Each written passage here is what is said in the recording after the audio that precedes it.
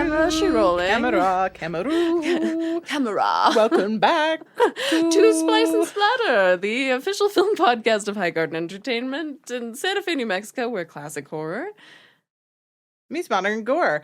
Sorry, I was looking at Warren because I realized I'm wearing leather.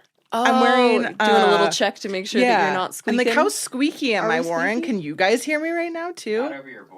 Hey, look at that. So I'm loud, is what everyone's saying. That's our job. Our job is to be loud. Oh my gosh, sorry. So yeah, I like had a panic moment because of what we're covering. We're just gonna jump in it because of what we're covering because it's Trav's birthday episode. Yay! Everybody cheer and wish him a happy birthday. He's old. I wanted to wear some armor, which I do own, of course. But I was like, that's gonna be clanky. That would be difficult for audio, I would imagine. I wouldn't be able to move. But then I was like, oh, I have leather armor. But now I'm like, so if anyone hears squeakies, it is probably the equivalent of you wearing your leather jacket sometimes here. So yeah, and I always do hear that on the podcast. And I'm sorry, everybody. Fashion over function it's for the podcast. So true.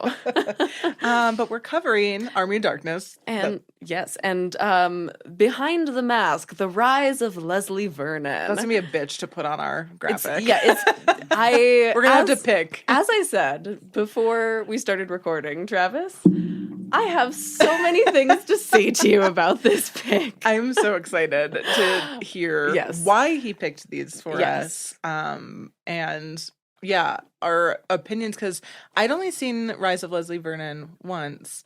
And then mine, I think we'll probably get into. I don't know if I'd actually fully seen mine. Oh, I'm shocked. Nobody's shamed me. It's so alcoded. I know. Nobody shamed me. This feels like it could have been your birthday pick. Well, now it might be. So we're going to do this again every year. Truly, yeah. It's just every year. It's just this pick. For both yours and Travis's, right back to back. Just a loop. Sorry, guys. How do you do you have a tidbit first? You want to tell Trav your tidbit? I do have a tidbit. It connects to the movie.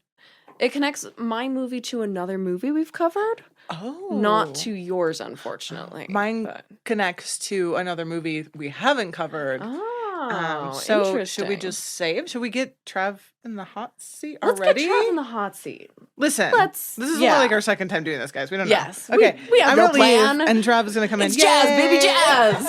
Get up here. Get on in. Welcome back. Hi, everybody. Hello. Oh, God, this is so weird. Every time it's so weird. It's so weird. It's entirely too weird. Oh, and you're wearing our merch. I love Of course I am. This. Splice Splatter. Yeah. Happy birthday. Thank you. I fucking loved this movie. I knew it. So much. I knew it. I went in, I have to be honest, dreading both of these picks. Really? And I adored both of them. I feel like you made me like Sam Raimi. Like, I've always liked him as a filmmaker. You made me get the Evil Dead movies. There we go. But we're not here to talk about Evil Dead yet. Not yet. Not yet. No. Tell me why you picked Rise of Leslie Vernon, and tell me why you picked it for me. Because I know Al and I both had a conversation beforehand, and I think we talked about it on air, too, of like, why am I doing this one, which is from 2006, and is so... Like, it's the middle of the Al years. It's very much inspired by, like, torture porn. It's very much like, it's that mockumentary I saw it described as, like, if Christopher Guest made a horror movie. I was like, this is the most Al-coded thing ever. Why am I the one covering this? And I have a lot of thoughts on that, but I want to hear your version. So, okay, I'll start with your first question. Why these movies? Yes. So I came up with a theme. I wanted to do movies that were, like, pretty important to me. Mm-hmm. And back in the day, there used to be these things called video rental stores. What? We had our Blockbusters, we had our Hollywood videos, but my favorite, Shout Out Video Library, still exists here in Santa Fe. It is now the oldest continuously run video rental store in the United States, second oldest in the world. We love you, Lisa. Love you, Lisa. Sorry. No. And that's the thing. The Ma and Pa style video rental stores were great. So when I was in college in Denver, this would have been 2007 or 8. I lived next door to a place called Video One that is no longer there. The building is, I think it's a dentist. That sounds right. But it was great. It was this cool little like dark indie VHS and DVD rental place where downstairs was all new releases and vintage stuff, but upstairs was all international stuff. It was cool. And they had this wall of staff pics. And I would go in there and I would look at and see what they were doing, and there was staff pics, and it was always like the two cool kids. Like, okay, Amelie was always up there. Of course. Some sort of like Jackie Brown was always up there. Like, okay, I know exactly who chose that one. I just rented Jackie Brown from Video Library. I'm finally gonna watch it. There you go. But then I see this cover, and the cover of the DVD at that time was just Leslie's mask. Amazing. And Which is a great mask. I have a lot of facts about the fantastic mask, actually. It was actually a slip cover where the slip was his mask, and then you would open up and it was him standing behind there. the mask. And I was like, what is this? Yeah. And I read the back, and I want to say the dude that was running the counter, it was like his pick, or it was like his girlfriend's pick who also worked there. And he's like, you got to watch that. Yeah. I watched it. I loved it immediately. I worked in downtown Denver on the 16th Street Mall, and at that time there was a Virgin Megastore. And I went there right away. I found it and I bought it. And I was obsessed with that movie because I was in film school. They shot it on the same cameras we were shooting it on. It was just one of those things where it was like, oh, we could do this. Do you know what camera it was? Yes, I do. Oh, amazing. Because I actually did not find that. Yeah, it was a... I want to say it's the exact same camera that Creep was shot on, the HVX 100B. I would imagine that's probably part of why Creep was shot on it, because clearly very similar. Of a piece. Oh, that's even. I was like, we're watching. Goes, this is very Creep coded. Yeah. He's so very giggly. Creep coded. Leslie's so giggly. So that was my big thing. So then choosing it for you was the filmmaker aspect of it. Like it's a bare bones indie thing. You can go on YouTube and watch the behind the scenes making of that they included on the DVD. I've seen about half of it. I wasn't able to watch the full thing, but I got far enough into it to get to like they're in the midst, because it's like a video diary, right? And so they're like in the midst of production, losing their minds, and I was like, been there. Yeah. And that was like my whole thing. I was like, oh cool. So I think like Siena would appreciate this one because not only are the characters trying to create their own movie, but it's also like the making of this movie is so interesting.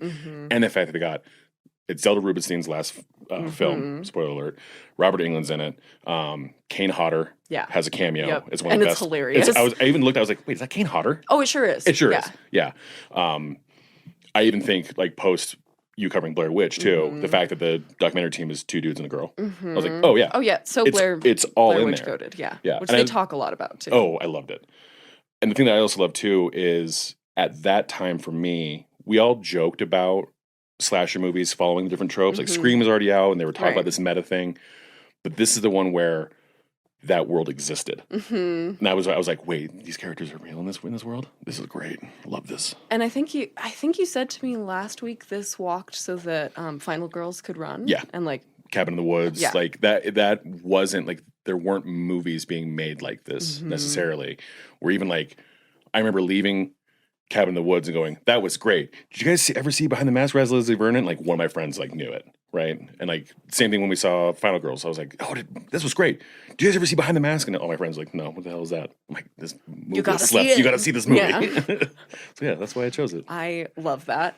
The like turning point for me in taking my notes was when I started researching the soundtrack, and I saw that one of the only 3 pre-existing songs play in this movie.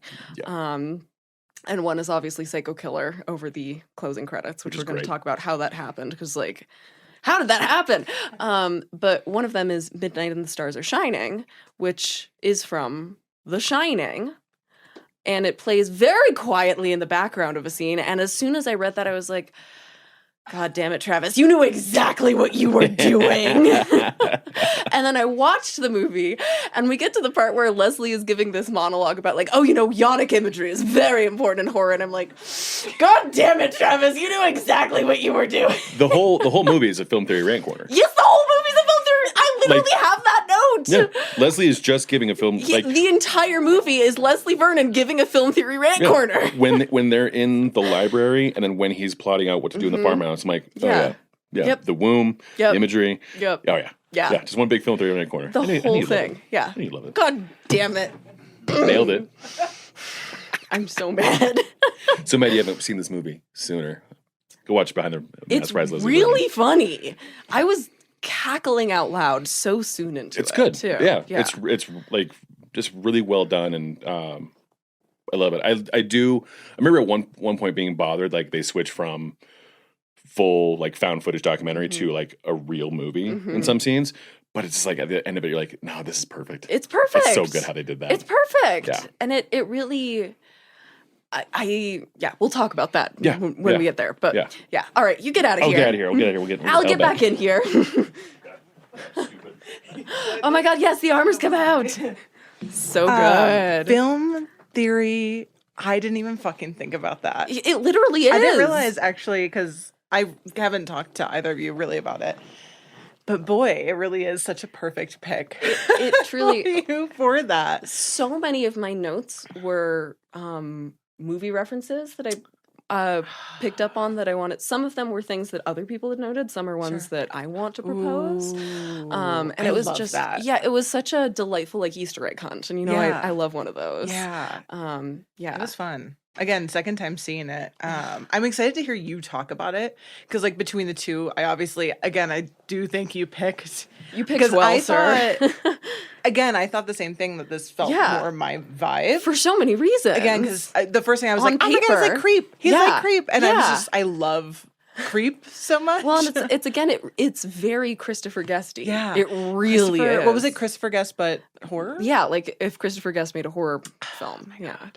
It's like so a Christopher Guest Blair Witch, basically. It's so good. But it's funny because I enjoyed Army of Darkness so much more than the original. I'm going to say the original time I watched it. I don't know if I fully watched it at any point in my life or just saw clips. So, but yeah, I'm excited to hear because I know absolutely nothing about this movie. I was extremely worried. This was part of why I went in dreading it. I was extremely worried that it was going to be very hard to research. Yeah. This does feel like a really hard one to go into. Thank goodness there was the behind the scenes, which again, even though I watched like a half hour of it, I think the behind the scenes itself is 50 minutes and then there's some deleted scenes that I didn't get to see. But a lot of people have the cast and crew have been very generous with interviews. Oh, nice. And the director, because this was like coming out at the time of like early like MySpace and stuff like that. There's a lot of things that quote things that they said on, like, they had a website that they built at the time that's been taken down now, but you can find pieces of it elsewhere. So like there was more. It took some digging, but there was a lot more out there than I was worried there would be. That's good. I know that's sometimes our issues. Like, should we cover this? Oh wait, there's nothing. Because after All Cheerleaders Die, I think we've learned our lesson to look a little bit before, because we were going to cover something else. And the Wikipedia page, you were like, it's like one sentence. Yeah, there was like a paragraph or something. And it was just like, okay, never mind. Yeah. Not doing that. Which, like, obviously we don't just use Wikipedia, but like it's often that's how you can gauge, though. You can gauge, kind of how easy it will be to find good sources from that. So let's dive in. Behind the Mask, 2006. I wanted to start us, as I said, with a tidbit that connects this film to another film that we've covered, which clearly there's a ton of those with this movie because it is so chock full of Easter eggs, as I mentioned. But this is one that, like, I don't think you would be able to notice it just from watching the movie. It's something that you really have to read interviews with the creators in order to know, because they hid it. It was clearer in the script originally, and then they were like, we're going to make this a little bit subtler. So, obviously, the conceit of this film is slasher killers exist in this world and are referenced by name. But given that, it's kind of weird that Eugene is a character who is not named after any movie killer that we can think of, or real world figure. Like, who's the killer named Eugene? Right.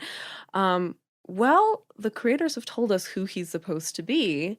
He's Billy from Black Christmas. Oh my gosh. Uh-huh. Here's a quote. Here's a quote from one of the writers. Quote, "I can confirm that Eugene has always been Billy in my mind. Scott Wilson would be the right age for him, and it always fit for me that Eugene would have that old school nostalgia and a slight professional jealousy, that even though he was a pioneer in the business of fear, he never achieved the fame or notoriety of his successors, Michael, Jason, etc. That's just me, however. It was never explicitly written into a draft. It was just lore that Scott Glosserman and I carried with us. And this tracks with the character on screen saying that back in the day, he would, quote, hit hard, wipe everybody out, and disappear. And there's no Black Christmas 2. He hit hard and disappeared. And he talks about, That's like, genius. And he has a line about, like, these people would come in and, like, kill a sorority house and muck it up for the rest of us and get caught. And he's like, well, I came in, killed a sorority house, and never got caught. Yeah. And we know that Billy is, like, probably not the character's real name. So, like, the conceit is Billy's real name is Eugene. Stop. That's Isn't that so satisfying? It's so full of stuff. And again, like, I don't think you would know that just from watching, but like if you know that going in and you've watched Black Christmas, it like adds a lot to it to imagine that, because that is one of the proto slashers. It's from 74, same year as Texas Chainsaw. Didn't get quite that same level of notoriety, but was very beloved by horror auteurs to come. So it's Eugene. Oh my God, that's so. I love that. I love that they weren't overly. I like that it's more subtle. In that way. Yeah. So. Did you know that one, Travis? No. Ah, yes. I hoped I could get at least one. Thumbs up, thumbs down. Did you know? Not every time. Okay, so tagline. Jason, Freddy, Myers. We all need someone to look up to. Stop. That's cute. So good. There's only one and it slaps. That's it. Oh, perfect. I'm glad they were like, we're done. Yep. Mm-hmm. So this is directed and co-written by Scott Glosserman, his feature debut. He has only made 2 other features since. He did a 2010 documentary called Truth in Numbers, ? Everything according to Wikipedia. Oh, well, and there you go. A 2011 drama called The Truth Below. So odd career. Nothing since 2011. No kind of genre consistency, and 2 of 3 titles start with truth. Yeah, I was going to say. We will talk about that more later as we get into the release and kind of aftermath of Leslie Vernon. But this is very much unlike the past couple of films I've covered, where it's been like the first film for people who go on to like very extensive careers. This one, it's either dead ends or it's people who are very known for their work in other parts of the film industry, working different jobs on this film, which is very interesting. Weird. So it's odd behind the scenes. We're going to get into it. Co-written by David J. Steve. I believe it's Steve. It could be Stive. It's Stieve. We're going to say co-writer David, I guess. Yeah. Who also only has 3 writing credits with this as his first. Since this film, he's made what seems to be, I'm not sure if it got released or not. It's a project called Days Like This, but there's no like year attached to it. There's no cast. And then in 2021, he made a short called Wait for It. And then that's it. That's Weird. it. Wait for It. Oh, no, sorry. Wait for It is from last year. Apologies. Wait for It, though, is described as a loving deconstruction of the slasher genre seen from the perspective of the survivor girl. So I think it's kind of in the world of Leslie Vernon, and it actually has some crew cast crossover. We'll shout that out as we go. So it seems he's kind of returning to form a little bit. He's also listed currently as being in development on a project called The Hills Only Have Eyes for You, which I love. Is it a porn? That's got to be a porn. You know? It's a romance. Would be very Wes Craven of him. And fun little tidbit, he started out in the same way that we've talked about, like, people starting out as video store clerks. He started out working at an indie movie theater, kind of like the Jean Cocteau. So I thought that was very sweet. Going into the cast, we have Nathan Basil as Leslie, Leslie Vernon / Mancuso. Super interesting guy. So he graduated from Juilliard. Whoa. He played Deputy Louis Cirque on Invasion, David in 20 Years After, and guested on shows like Cold Case and CSI Miami. But Most of his major credits are in post-production. He's not primarily an actor.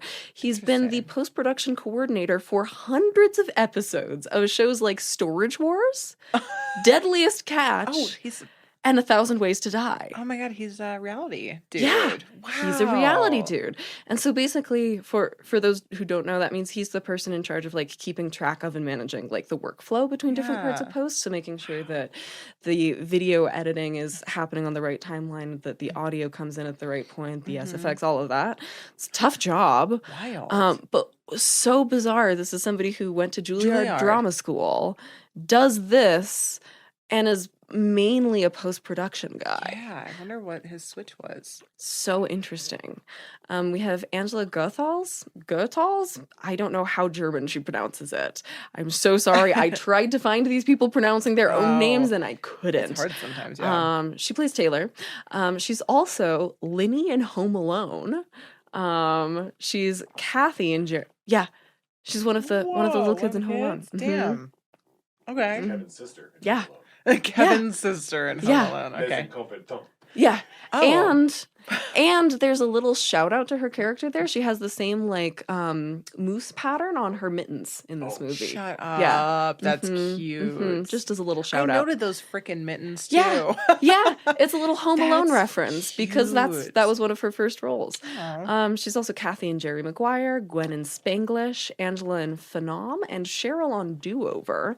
But her most recent on-screen appearance was in a short in 2018. Bring Angela back. She's really good. Yeah. As Travis noted, this is Zelda Rubinstein's final film appearance as Miss Collingwood. She's best known as Tangina. Am I pronouncing that right? I have not seen Poltergeist yet. Yeah. That sounds right to me. I believe so. Nobody say anything. Nobody at me. We're going to cover it at some point. From Poltergeist, anyway. She's also Mother Clodagh in Little Witches. She's God's assistant in Angels with Angles. What is that movie? And she's Dr. Katarina Kunstler in Southland Tales, which was directed by Donnie Darko director Richard Kelly. Oh, so fascinating career. Yeah. We have Robert Englund as Doc Halloran, whose name obviously is an homage to Dick Halloran in The Shining. Also Doc, which is the nickname for Danny. So many different layers of Shining lore there. Obviously, he's our beloved Freddy Krueger. He's Smiley in The Adventures of Ford Farlane, which we just talked about because it was co-written by the Heathers screenwriter, to disastrous results.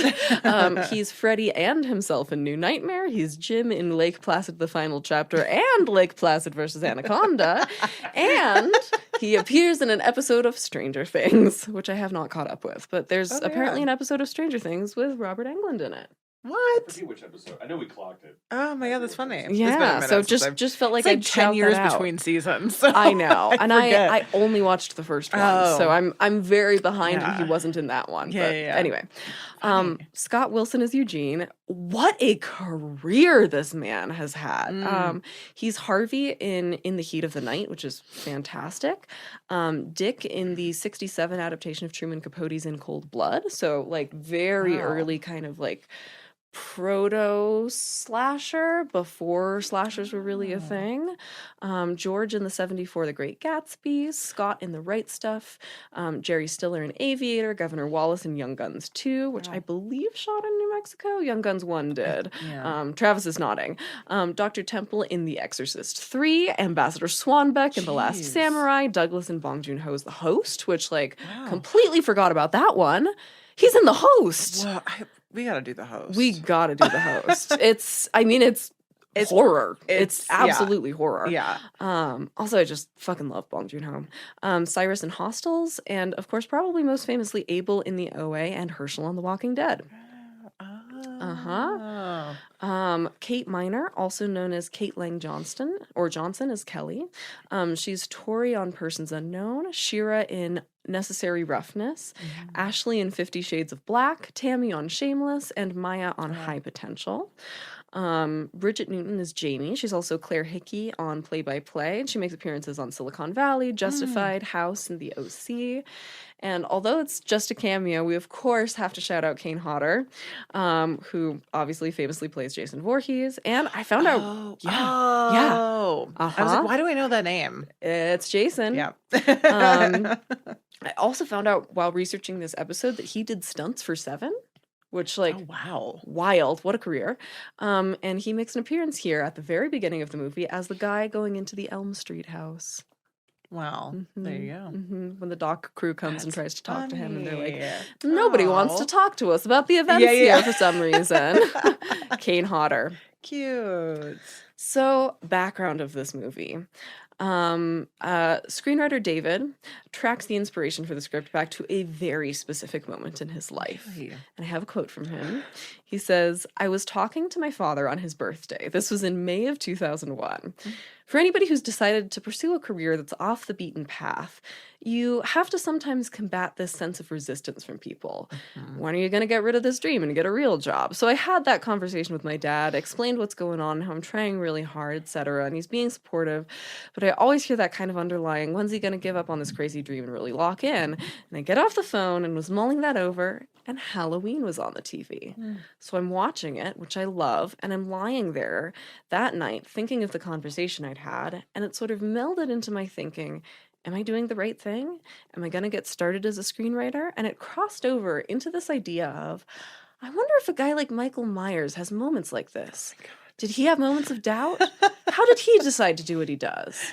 It was funny, like, what does this guy do on a Tuesday afternoon? It can't always be killing. It's not always Friday the 13th. What does Jason do on Tuesday the 10th? Oh my God. What? Honestly, I have to sit with those questions. I know! And I need someone to make, I guess that's what... That's kind of what this is. But it's like, I feel like there's so much, like, you could make 1,000 movies about what does Jason do on Tuesday the 10th. Behind the mask and then whoever. Oh my God, I mean? imagine a whole series. It could be a series. Yeah, well, put a pin in that. Put a pin in that.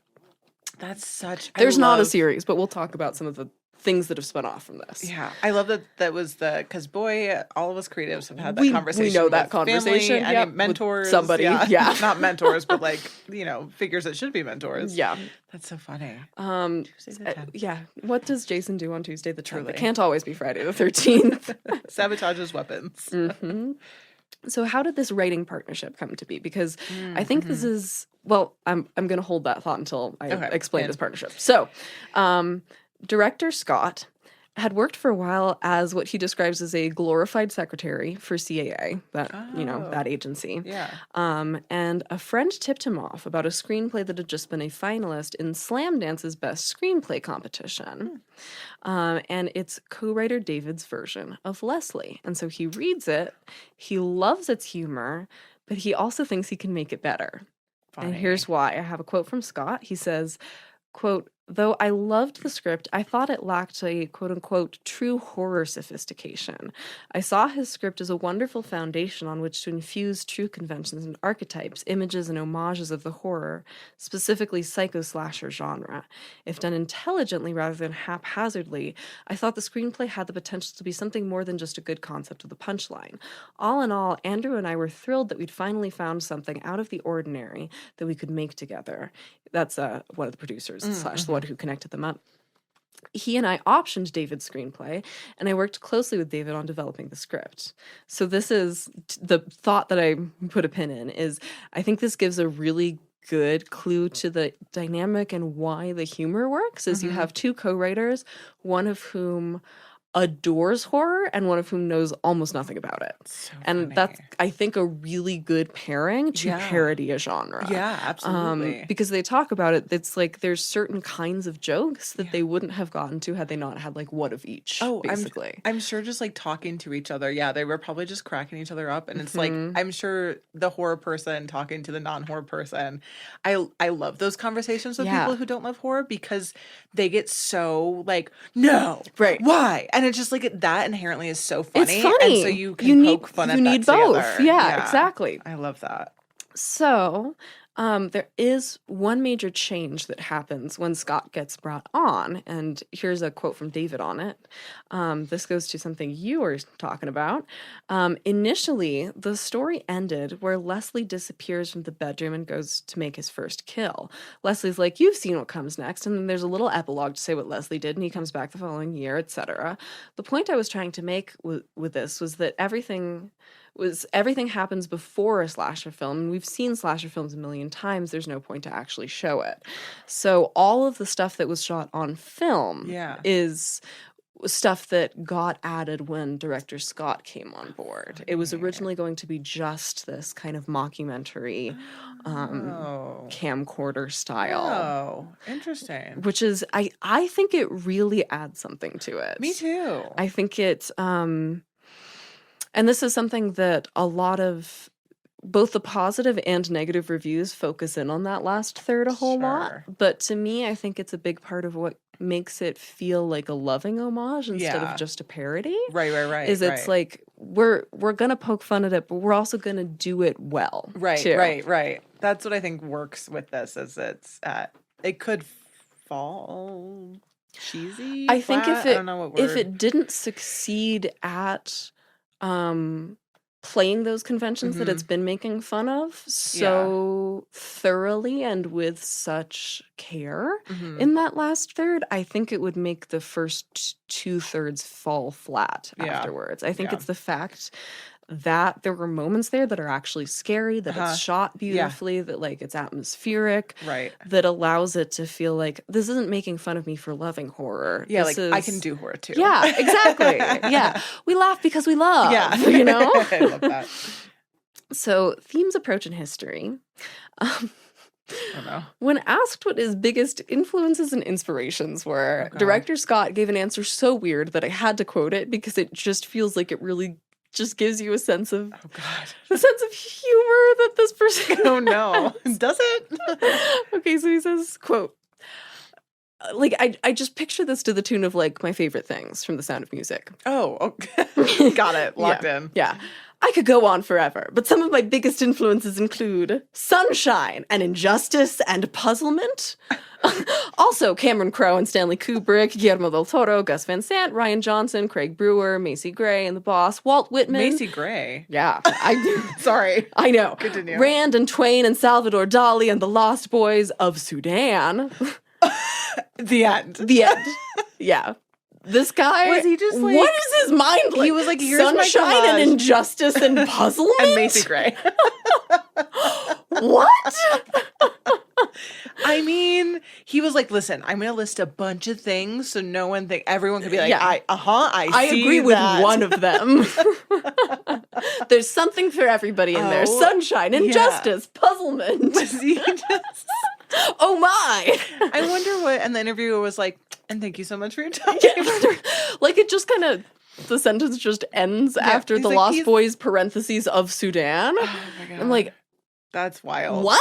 Of Sudan. Yeah. So it could be Lost Boys or that. Yeah. Depending on which one whichever you prefer. Wild. What a kook. Little kooky guy. Yeah. Fascinating. Little kooky. So moving into production.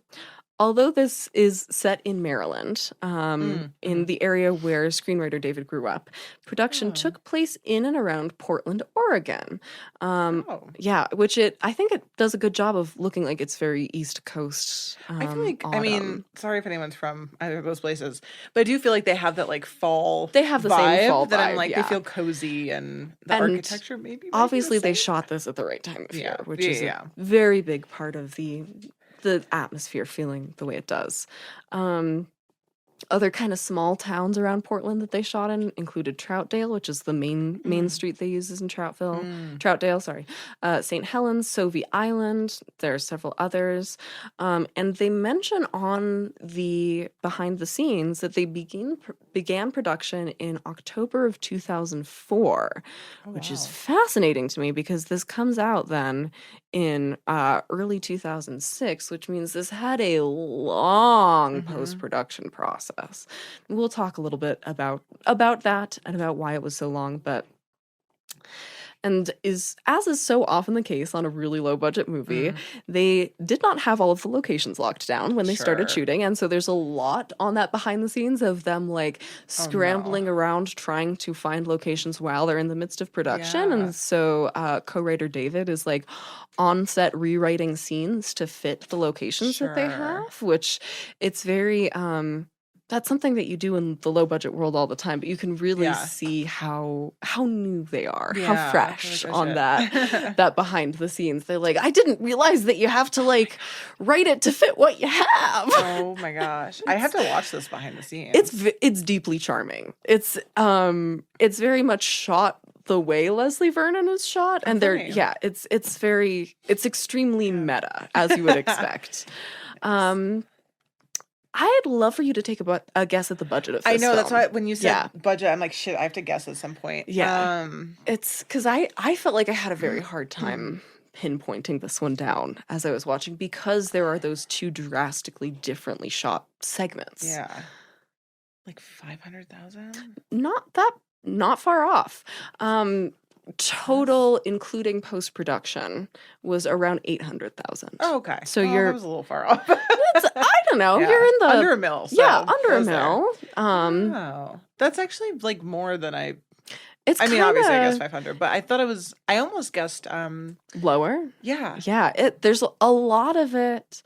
A good like 2/3 of it feel much lower budget. Obviously, and not like a. Not in a way. bad It's way. Just, I'm trying to think of where the money would go, but again, maybe because they're new. Well, and I mean, especially talking about like Creep as a comparison point, which shot on these same cameras, you know, that was they said like $400 or something. Yeah, like, because it was ridiculous. Literally Duplass with a fucking camera. It was just the two of them. Yeah, obviously this is going to be more expensive than that, but like I feel like that segment alone, you could shoot for $100K easy. Yeah. I think a lot of the costs went into a couple of actors and film stock. Sure. And I do have a quote actually from director Scott, who says, quote, "The physical production cost right around $250,000. Oh. The cast, in between Robert Englund and the rest of the cast, spent about $130,000. Okay, that makes sense. And we spent about $250,000 on post, because we had to marry two different types of film stock, which is why post gets super expensive and also takes a super long time, because that's like, now you just pop it all into one Premiere timeline, you know, like that's not. I'm doing that on my film. It's very easy. Yeah. It was not easy back in the day. I mean, like, I'm sure they were still like editing on Avid or something like that. But it's Avid. The process of combining different media like that is very complicated. Yeah. Although I will also point out that the numbers that I've given so far just add up to $630K. Okay. Not 800. So I'm like, where did that other $170K go? I don't know. Because that's the thing too. I just want to like note, I feel like when we talk, because I have discrepancies on Army of Darkness, like full. I've seen a range that is like I'm millions sure, in difference. Yeah, I'm sure Dino De Laurentiis put a lot into marketing that movie. So that's what's hard, is because no one really. Like, it's not really included sometimes in the numbers that I find. Right. I don't know about you, but I'm just like... People often don't disclose whether they're counting marketing and publicity in the budget or not. If I bet you should. You should. You absolutely should. It's whether the movie succeeds or not, is that. You know? But yeah. Not that we're biased or anything. Not at all. But yeah, I'm wondering if that's where it went. I think could see that be a... I could see it being that. I could also see it being, if he's not counting film stock into the $250K for production, I could see the right 35 mil film stock and lab processing fees adding up to $170K easy. Particularly if, you know, you've got inexperienced people, you maybe have to fix some things, you know. Interesting. So that's all the budget info that I have. That's about right. It kind of makes sense. Moving into cast and crew, an executive producer is the one who's able to get Robert Englund the script. But as soon as the script gets to Englund, he reads it right away, adores it, immediately signs on the strength of the material, which I love. And there's a whole lot of videos of him in that behind the scenes, really talking up director Scott and talking about how like the way he runs a set is not dissimilar to Craven. There's a similar kind of vibe. Like, what a cutie. He's really just like extremely encouraging. And then director Scott comes on camera and is like, Robert Englund is being so encouraging. And it's just like, it's really cute. Wouldn't you? I would sob if he said nice words about I me. know, it's adorable. Scott Wilson gets brought on as Eugene then because he and Robert Englund are friends, and Robert Englund is like, I'm working on this really cool project I think you'd be great for. So brings him on. The casting directors hunted down Zelda for the sake of the horror homage. And then the writers, after she agrees to do the part, beefed it up so that she feels like it's more worth her time.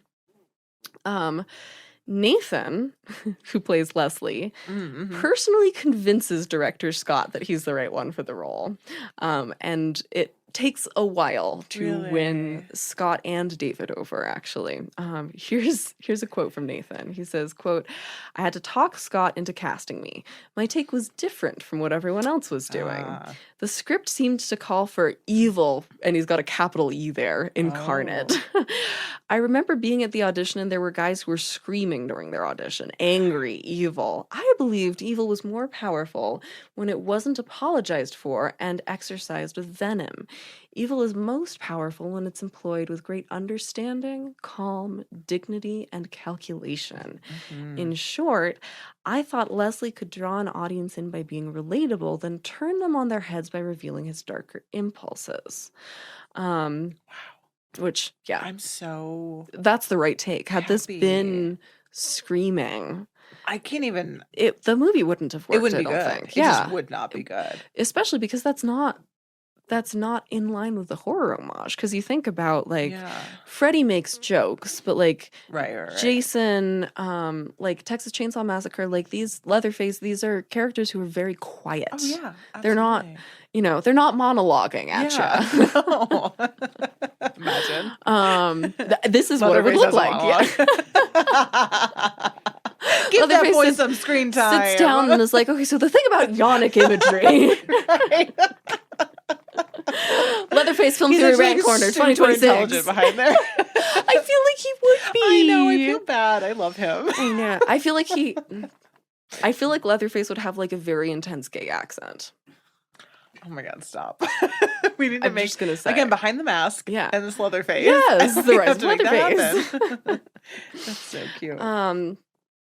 Once on set, though, everybody immediately is struck by Nathan's performance. Yeah, I mean, you'd have to come on. It's exactly what the character needs. As he recalls, quote, "As I started working, I got the sense that there was a chance we had something special on our hands because crew members would constantly come up to me and say, 'When I read the script, I had a completely different idea about who Leslie was, but I love where you're taking this guy.'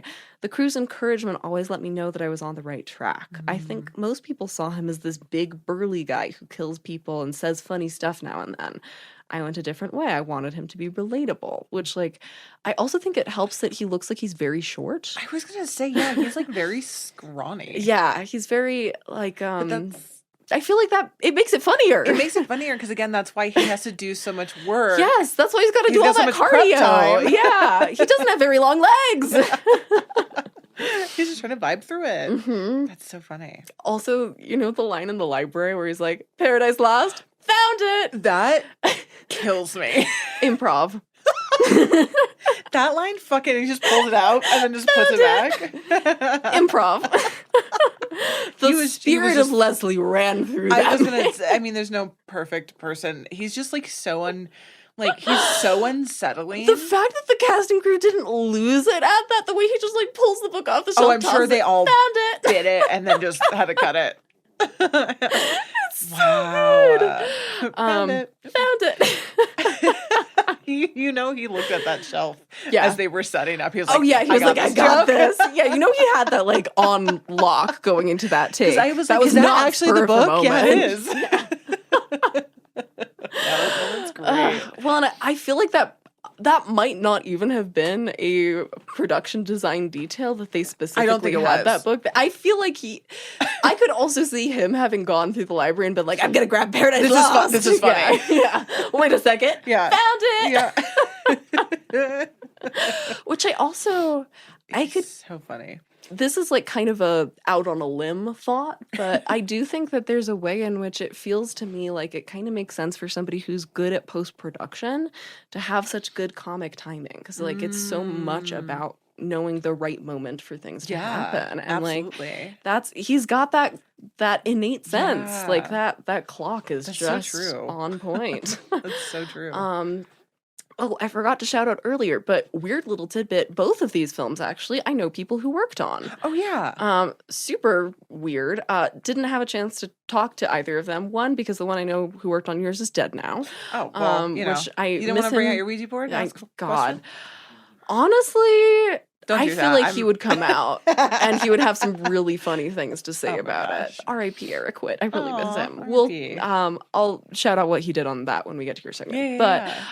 Michael D. Jones was, I believe, the UPM on this project. And he was one of the people who helped me get RD off the ground. He's a New Mexico local. Whoa. And I did not realize until I was looking through the producer credits and I was like, that can't be the same Michael D. Jones. And then I went to his Instagram or his IMDb and I was like, oh my God, it's Michael D. Jones. That's funny. Yeah. Oh, so weird. Shout out Michael D. Jones. Yeah. Thanks for all of the wonderful things you do. That's really cool. Yeah. So just I don't know, it was fun to see that pop up in the credits. Yeah. I love that. Making of. Now we get to Easter eggs and homages. Yes. Yeah. So here we have... So much going on. I'm going to start us off with the ones that I found researching the film. Okay, and then cool. I'm going to move to the ones that I spotted. So the first one, very obvious, the Rabbit in Red, I think it's like a lounge or bar that we see Leslie outside of near the very beginning, is a reference to the Rabbit in Red matchbook in Halloween, in the original Halloween. Oh. Which, of course, I haven't seen yet. Yeah, it's been so I will recognize it when I watch it for the podcast. Yeah, look out for that. Leslie's real last name being Mancuso is probably a Black Christmas reference because Nick Mancuso is the uncredited actor who played Billy. Oh, my God. I was like, why do I know that name? I know. I was like, Mancuso, that's ringing a bell. What is that? That's what it is. Mm-hmm. Glen Echo, Maryland is a real town. Like I said, near the area where screenwriter David grew up. Mm-hmm. But it's also in the same county in Maryland as Burkittsville, which is where Blair Witch shot. Kelly Curtis, named after Jamie Lee Curtis's actual sister Kelly. Of course, Jamie. Jamie. Taylor's moose mittens I already talked about. It's the same pattern as Kevin's hat. It's so funny. So many little Easter eggs in this film. Zelda Rubinstein does her poltergeist voice to tell the tale of Leslie Vernon. I'm an idiot. Yeah, she slips into it. Yeah. Leslie's pet turtles. Did you catch their names? Their names are Zoe and Church from Pet Sematary 1 and 2. I think I'm just his what does he say? I only keep animals that I can eat. Yeah, I think I just was so distracting that you don't even notice. There's Zoe and Church. Oh my God, stop. Doc Halloran's costume is very obviously a Doc Loomis homage. The goal is to make him look as much like Loomis as possible. The girls jumping rope when Leslie picks out potential victims are an Elm Street reference. The car in Eugene's driveway looks like a Sam Raimi car, so there's a little connection there. Eugene has a lament configuration from Hellraiser on his bedside table during one of the interview scenes. Oh my God. So those are all the ones that I found. Yeah, which is there's so many. So subtle. Moving on to the ones that I noticed. Yeah. I found a lot of what I think are probably Twin Peaks references. Oh. I think the diner waitress uniforms, it's like the exact same cut and costume, just in a different color. Obviously Blair Witch opening. The waterfall, I think, is also shot like the Twin Peaks waterfall at the very beginning. And we get that during the opening credits, which is where it comes up in the Twin Peaks opening credits. I noticed that the design of the staircase in Leslie's, not his real house, but the like Leslie Vernon house, is like the same shape as the staircase in The Shining that what's his face, not in The Shining, in Psycho, that what's his face falls backwards down. The white clapboard house is very Texas Chainsaw. The diner from the outside kind of has a gas station of doom look to it. Like we see some gas pumps next to it, even though it's a diner, which is just kind of like all horror reference. I was gonna say, more of those need to exist. What the fuck? Absolutely, we love a gas station of doom. Unfortunately, I think the meanness towards the female director is very obviously a Blair Witch thing. The wood shots, I think, are also very Last House on the Left too. The way they do some of the handheld night wood stuff. This one I don't think is intentional because I don't think the director would have had a chance to watch it by the time he was making this, but the campfire scene feels very Wolf Creek. Which Wolf Creek came out in 2005, but if they were shooting this in 2004, then he wouldn't have been able to see it, even though it came out later. But it's still, it has a very similar energy, so I thought I would shout that out. The quote-unquote birth canal imagery that we get while Leslie's talking about that is very the path going down to the pet cemetery. It's shot in a very similar way, too. Leslie's makeup is very crow-coated. The end, I think, is very much a Carrie homage with the flames. Oh, yeah. The house going up. It's also kind of a Wicker Man look to it. Okay, gotta scroll back up.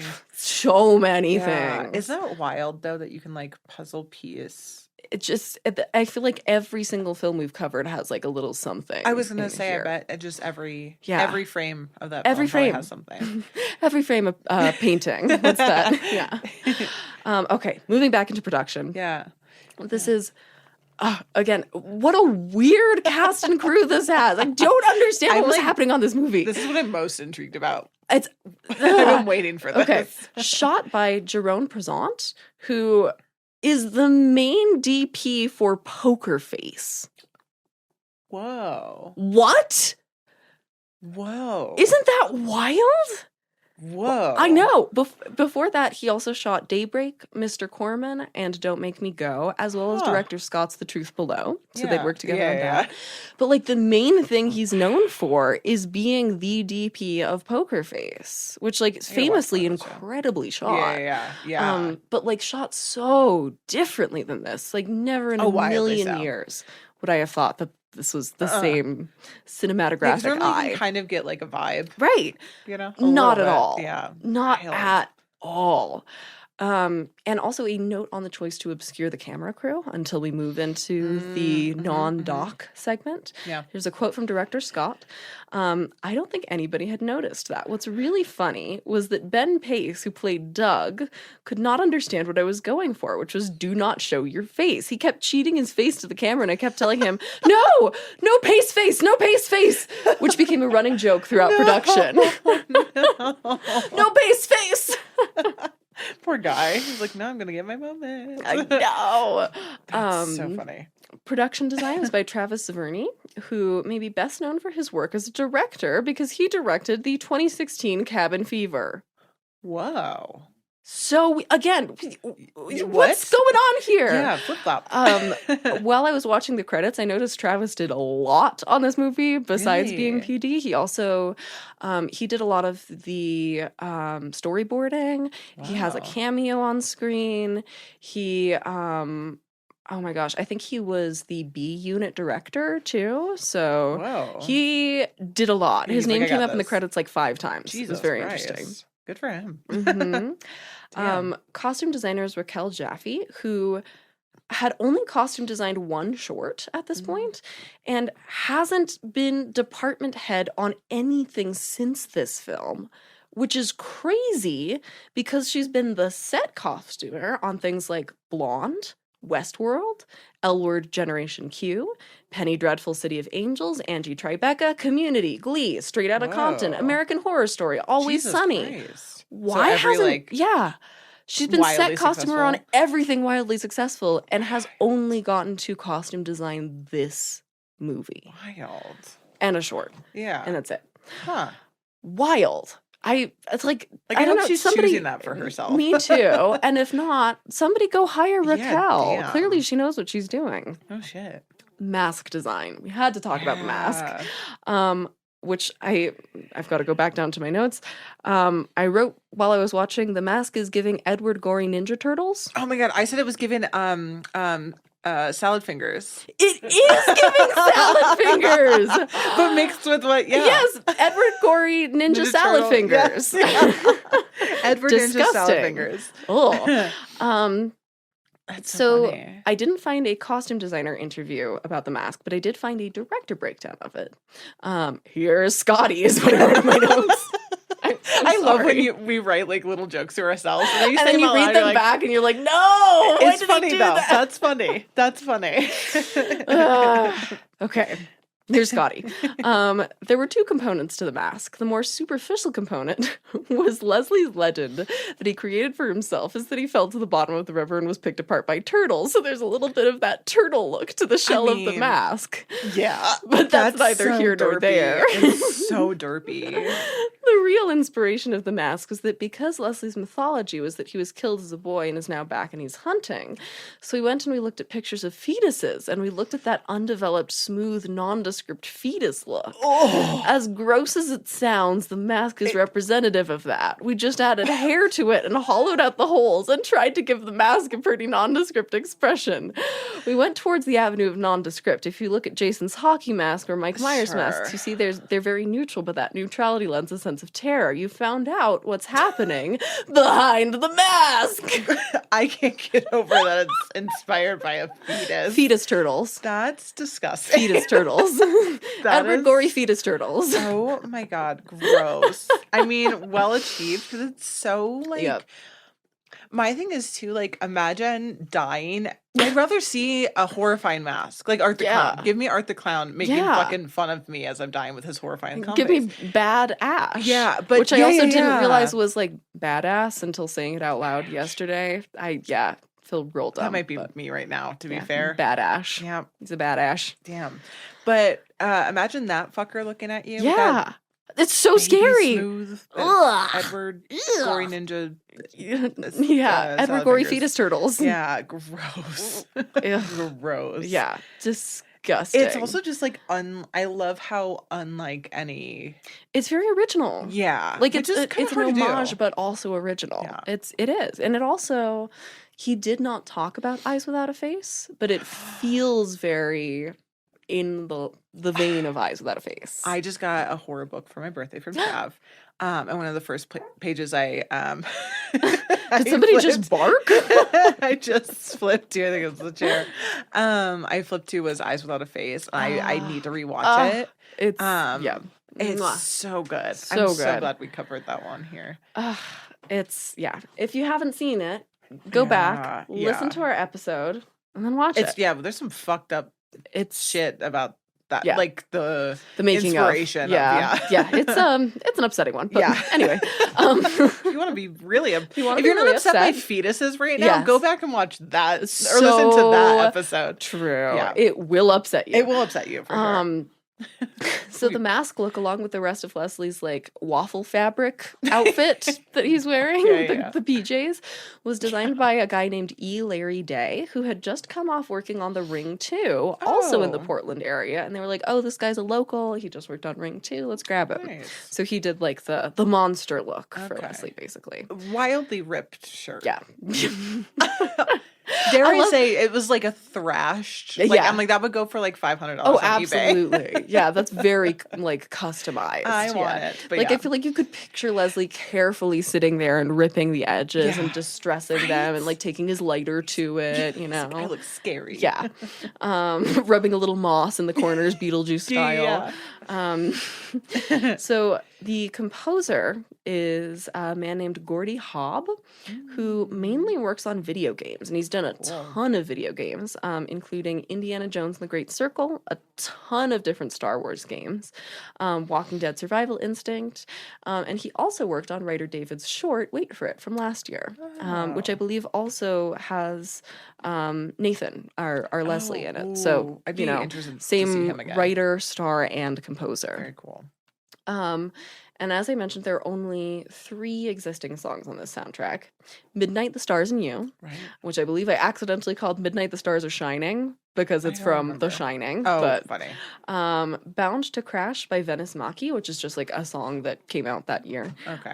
And the Talking Heads Psycho Killer over the closing credits, which, if you like me, watched this with an Amazon rental, it automatically closes out during the closing credits and doesn't let you see the credits sequence, which is very important, hear that.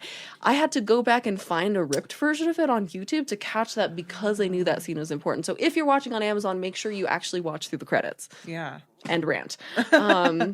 So how the hell did they get Psycho Killer? Especially given that Talking Heads famously does not let Talking Heads music be used in projects that David Byrne isn't like intimately involved in. Right. Because he works on a ton of movies, and so he's very particular about how his music gets used. So here's a quote from director Scott. First of all, I was writing letters to David Byrne's manager. I was trying to get music supervisors to talk to Warner and Chappell Music. It took a year and a half to ultimately get what amounted to about 5 minutes for the person who was in charge of getting us a form letter that said we could use the song. It took 5 minutes to do it, but it took a year and a half to get somebody to basically take the 5 minutes, because David Byrne and his band are apparently notorious for not letting people use it. It's so interesting, and I have to assume that the reason they agreed was because the sense of humor is so strong, because it is such a unique script that like I'm sure David Byrne gets requests to use Psycho Killer in every single horror movie ever made. Like it's which is part of why like when he was working on the screenplay, he was like, I really want it to be Psycho Killer. I can't believe nobody's used this in a film before. And then he goes like, into the process and he's like, oh, that's why, because it's impossible. But I'm so glad that he stuck to his guns, because it's really a year and a half. I mean, you know you want it, you might as well keep pursuing to try and get it at least. Which almost makes me wonder if that's part of what delayed post-production, if he was like, I'm not releasing this film without Psycho Killer. Give me some more time. Give me Psycho Killer or give me death. Or nobody gets a film. You don't get a film. You don't get a film. Nobody gets a film. Behind what mask my own? Okay, so little note on post-production. Director Scott actually recruited a local young filmmaker to help him edit. He talks about this on the BTS video. He'd seen this ultra low budget indie called The Black Shoe Drifter back in 2004 that was written, directed, and edited by a guy called R. Clifford Olson. R. Clifford was 21 at the time he made his feature, 23 at the time. R. Clifford in 2006 is a wild name I know. to go by. Like he sounds like an old man in the best way. Not the 1920s. R. Clifford. R. Clifford. R. Clifford Olson. Mr. So R. 23 at the time he works on Leslie Vernon, and Scott likes his work so much he brings him on as an assistant editor underneath the main editor, Sean Prezant, who, while I couldn't find confirmation for this, I have to assume that Sean Prezant and DP Jerome Prezant are related, because it's not a very common name, and this is such a small project that, like, I'm sure. I feel like they've got to be brothers or something. Yeah. That's cool. And Sean, not unlike our leading man Nathan, works primarily in other parts of the business. So the editor of this film is primarily a screenwriter. He's an Emmy-nominated episodic writer who's worked on shows like Almost Paradise and Happily Divorced. Wow. This I've is never heard of such it, so good for him. Neither have I, but like he's Emmy-nominated. Wild. This is such a bizarre crew. Your lead actor is a post-production supervisor. Your editor is a screenwriter. Right. Do you think they got everyone cheaper? Because they're like, I want to try something different. I think they probably did. And it was probably a lot of people who like are interested in other parts of the business that they want to start moving into. Sure. That they let me dip a toe. Yeah. And he's like, come here. I'll take you. You're cheap. Although, then again, in the case of Nathan, I'm like, you were trained at Juilliard, sir. Yeah, like he was born to do this. He trained to do this. Also, like, he's got actor face, you know? Like, he really does. He's got actor face. Yeah. So I'm surprised. Well, again, that clearly wasn't his passion. I wonder if this sparked any of his passion to work. Well, is he in reality no. He's continuing to work as a post-production supervisor. But was he in, do we know if he was in like any kind of production in like reality prior to this? He did this like in the midst of an ongoing career as a post-production supervisor. See, that's weird, because I was like, it's maybe this super sparked weird. that for him. No, this like this was like a little break from the day job, I guess. I don't know. It's so weird. Anyway, so moving on into the release. This film premiered at South by Southwest in March of 2006, then gets picked up by Anchor Bay Entertainment, which of course has now been folded into Lionsgate, but which back in the day handled the distro for things like, or at least particularly home distro for things like Romero's Living Dead series. They did Suspiria, Elvira Mistress of the Dark, etc. So you can see why they'd want to go with Anchor Bay. And Anchor Bay gives it a very limited theatrical release in 2007. Very limited. Oh no, like a week? A showing. One screening in one place. It had an average of, I believe, 10 days per theater at 72 theaters total. Oh man.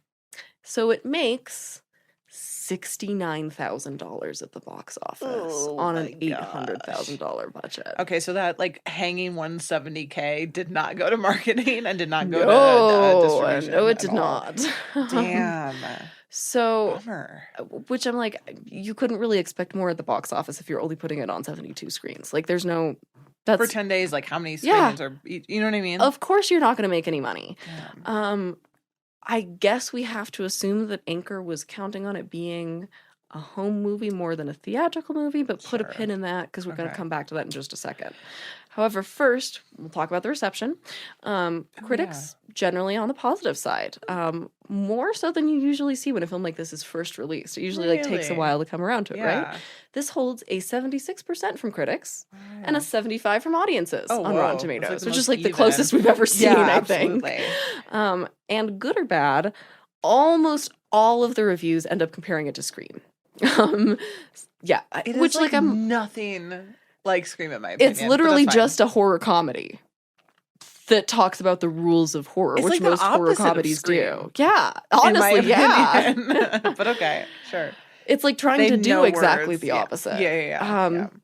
So James Berardinelli, who we've quoted before here, writes for Real Views that, quote, like Scream, Behind the Mask isn't afraid to openly and with tongue planted in cheek reference classics of the past as templates for the present.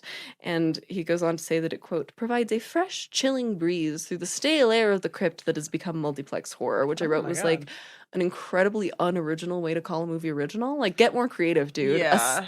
A fresh, cooling breeze through the stale crypt. Like, it was come his first on. review. Jesus Christ, James Berardinelli.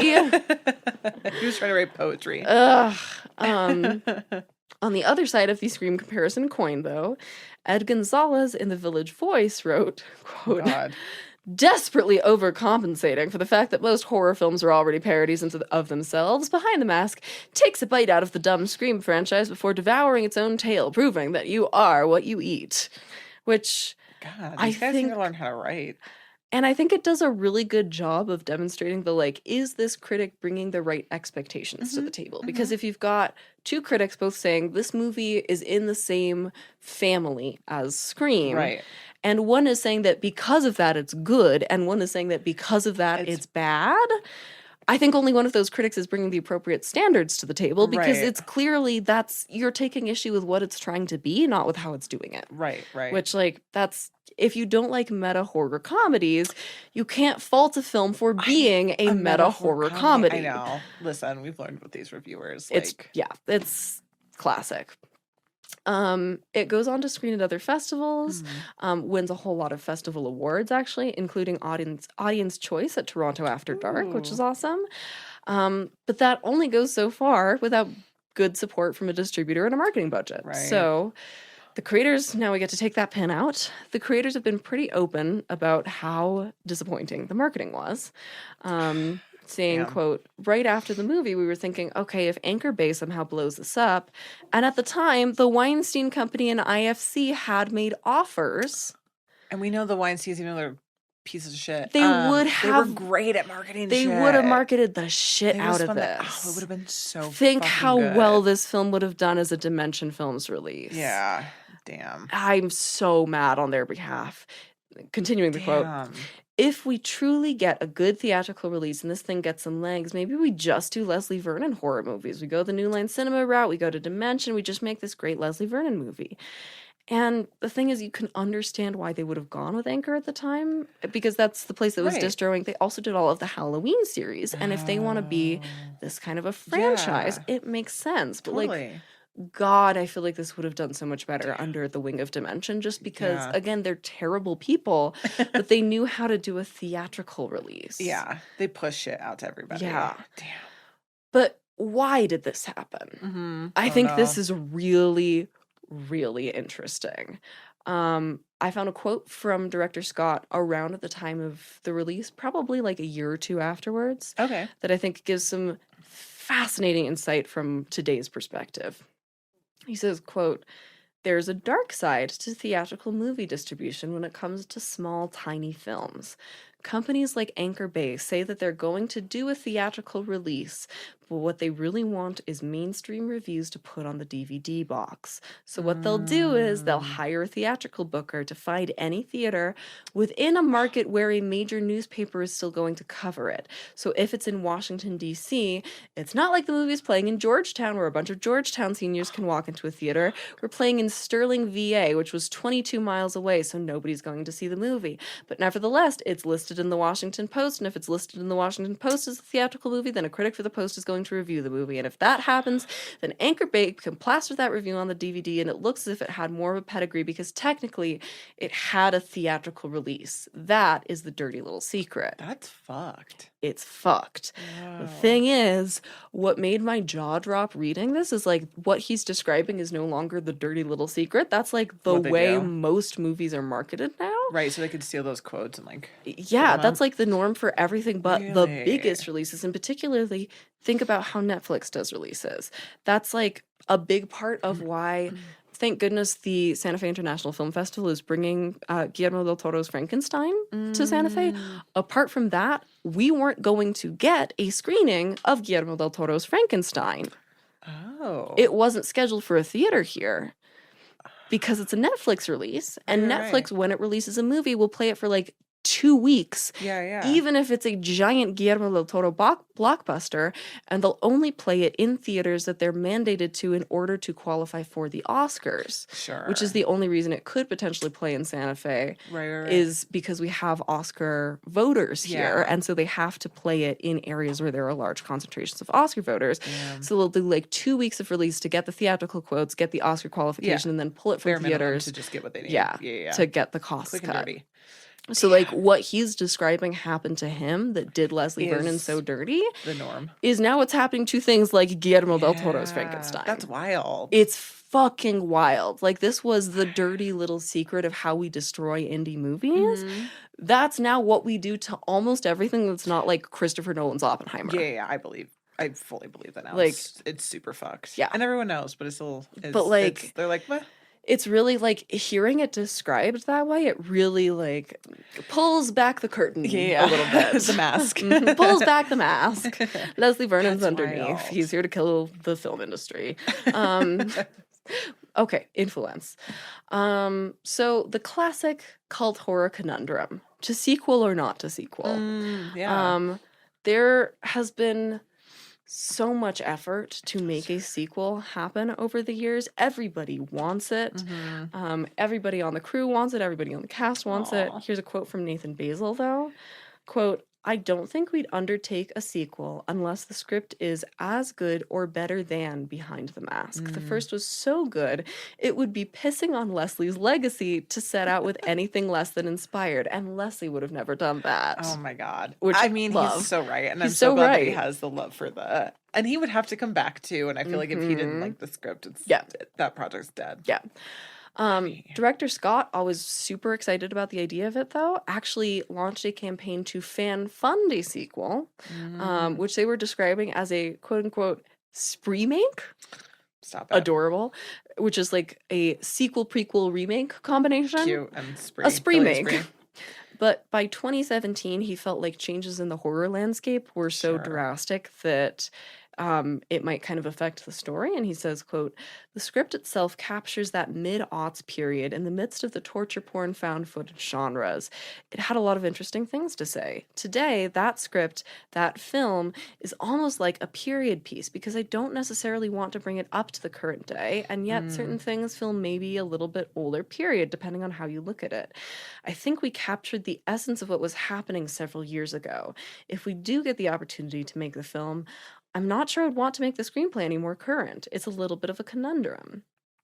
And he goes on in that same interview to mention Final Girls and Happy Death Day as other films that came into the genre space and made it harder to return to a sequel as he'd envisioned, because it's like, oh, we're not the only ones doing this anymore. There's like less room to comment on it and have it be. People will just compare it. People will just compare it, even though this did it first. But screenwriter David Steve, originally wanted it to be, it's so hard, you guys, originally wanted it to be a trilogy and had ideas for all 3 installments. And Scott also had an idea for a TV series. You can take out that pin now. Okay, I was just, my brain grapes were going. Saying, quote, "I was pitching MTV Films around 2009 on this series idea where Taylor goes on to run a school for survival girls. This is when MSNBC still had To Catch a Predator. We all thought it would be so great if Taylor was doing the horror version of To Catch a Predator, where Taylor would lure a would-be killer into a frat house or some party, and then all the lights would come up and he's caught. Taylor would come out with a microphone and interview the guy, and then he'd be arrested by the cops. So that was going to be a TV series." Silly. I MTV, know. didn't they had some horror TV show for a while. I forget what it was called. Ooh. Totally blanking on it right now. I swear. Not sure. Scream show? Was it the Scream show? This was a while ago. Like early 2000, mid 2000. Maybe I'm gaslighting myself. I don't know. But I have no idea. I love that. I also think they could have done what like Creep Tapes is now doing, where they could have shown all the things that happened. Like all the kills he did before. Exactly. People have also suggested to director Scott that he like remake the original with like a big budget and big actors. And he jokes about like, oh, people want me to do like the Ethan Hawke version. And he's like, that would kill it. Yeah, that's which I'm so glad he knows that. Yeah. Thank God. There is, however, because that, and it makes my heart hurt, because his fan funding campaign was unsuccessful and he'd run it on Kickstarter where you have to meet the goal or else you get nothing, which makes me so sad. So the campaign was unsuccessful, but he decides, okay, that didn't work. I still have to tell this story somehow. The actors have aged out of where I want them to be for this, but what I'm going to do is I'm going to release a comic book series. I was wondering. Yep. And it's called Before the Mask, The Return of Leslie Vernon. There you go. And it was partially, it started out kind of as a way to shore up support for the sequel and became a way for it to retell the screenplay's story. So it gives you what the sequel would have been, which like, again, it hurts my heart, but it's also really, I don't know, I'm glad that there's at least something out there. Yeah. And let's see, I have 3 more quotes from the director that I want to add with. Yeah. And that's it. This is just kind of like wrap out like his perspective on the project and a little bit of director quotes that I think touch on film theory in an interesting way. Mm-hmm. So one of the, I was really interested in his idea of it being like a horror period piece. And so one of the elements that he pinpoints in earlier horror as a stylistic inspiration that he sees as lacking in modern films, that I think he does a really interesting job of describing, is a specific love for like the art of the anticlimax. And he says, quote, "That's really what early 80s horror was about, anticipation. Michael Myers stalking, and when he finally killed someone, it's anticlimactic. I think that's what Kubrick was trying to do. I think then you get into more modern horror and all of the iterations, the 6th, 7th, 8th sequels, it becomes less about the climax build-up anticipation and more about the straight-up kill, the way the kill happens," which is something we talked about with Final Destination, of like, there's like a shift in what horror is valuing. And then we have a quote from him about critics misunderstanding the film, which I thought, we've got to let him talk back, right? Yeah.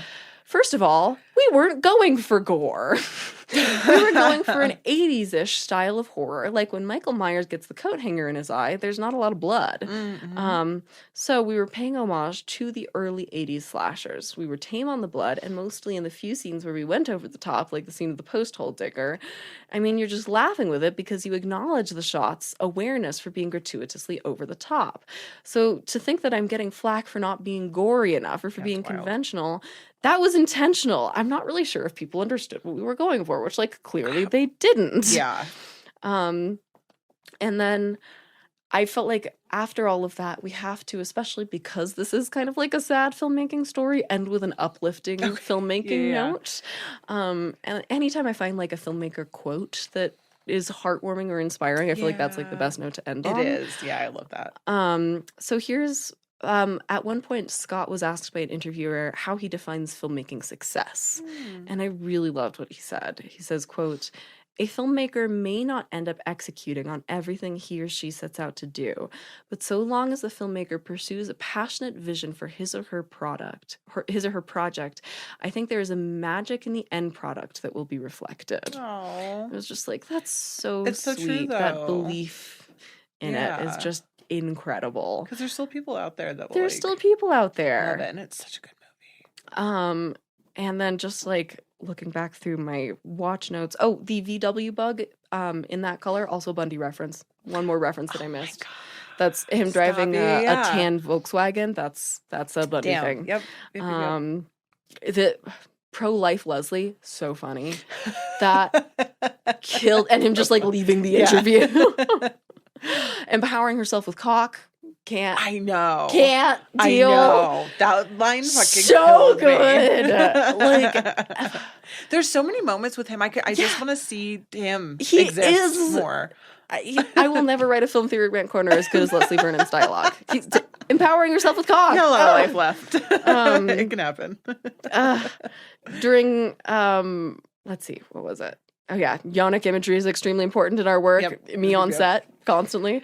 Also, just a hilarious end credits note to close us out with the credits.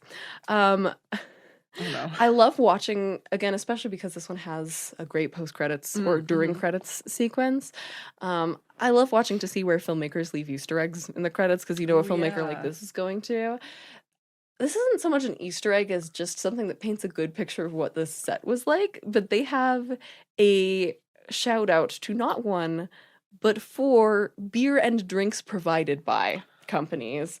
And one of them is Red Bull. So this project was powered by so much Red Bull that Red Bull has a credit. Oh my God.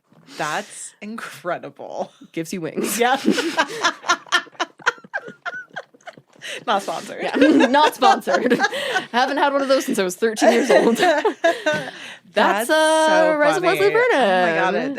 Oh my God, bravo on that, because I didn't expect there to be that much information. There was so much. And I got to go deep behind the mask. I'm hoping, good pick, Trav, by the way, really was. for It was so so many much fun. reasons. But I'm hoping people actually get to watch. I feel like we've covered a lot of films that like people should love because they're so good. And again, this really feels like, sorry to be interrupt, no. but like it's very like, if you like this podcast, I think you'd really like this movie. You know, like it feels very like, it's our sense of humor. I don't know. Our sense of humor. I think like the whole filmmaking aspect of it, the fact that they were new to things, I think is so funny to me.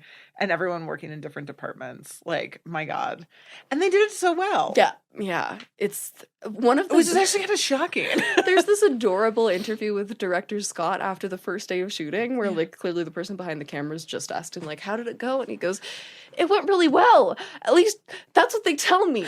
I don't really know." He's like, I have nothing to base this off of. Oh my God, what a cutie. It's just adorable. Yeah, it did go really well, director Scott. Yeah, good job. Director Scott. You go, director Scott. So funny, there's a comic book too. And it's basically the idea behind it is it's like, okay, so Leslie, the artist, the killer artist, how is he going to deal with fame? Will he be able to keep coming up with original things? And like, it's like a continuing the killer as artist. Could metaphor. he do a series now? Because he said like everyone aged out of like, I feel like there could be a really funny series about like, where are they now? Oh my God. And then Leslie's like going into retirement, but he doesn't know how to like combat like being retired, or you know what I mean, or like a different fate. I don't know. He needs a new hobby. Yeah. I feel like there's so much, and I just want so much more. Him like mentoring somebody. He's the Eugene now. Oh my god! Like there's so much.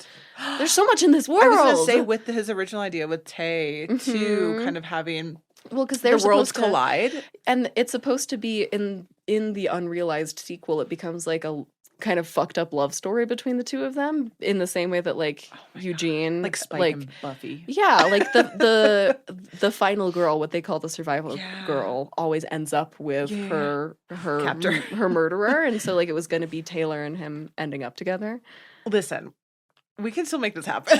I know. We absolutely should. I think the world wants to see it. There's space for it where it could be almost done in like the what we do in the shadows type of like. I was thinking the exact same thing. I was thinking there's just so much out there that there's room for it now. Where I do feel like they were right where there was that time where it would have gotten oversaturated. Yeah. People would have compared it. Had this come out in 2015, it like had a sequel come out in 2015, it would not have worked. Oh, it would have bombed. Yeah.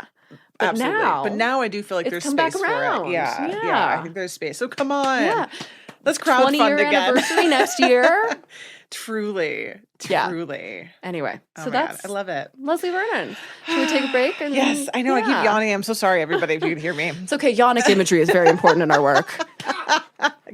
On that note, we'll be right back. We're so excited that As Above, So Below Distillery here in Santa Fe, New Mexico just launched an Elvira Mistress of the Dark collab with their official Elvira Autumnal Gin.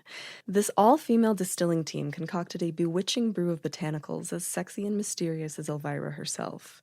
With details on the bottle featuring her iconic back tattoo, spiderweb designs straight off her macabre mobile, the attention to detail will delight or fright any horror fan.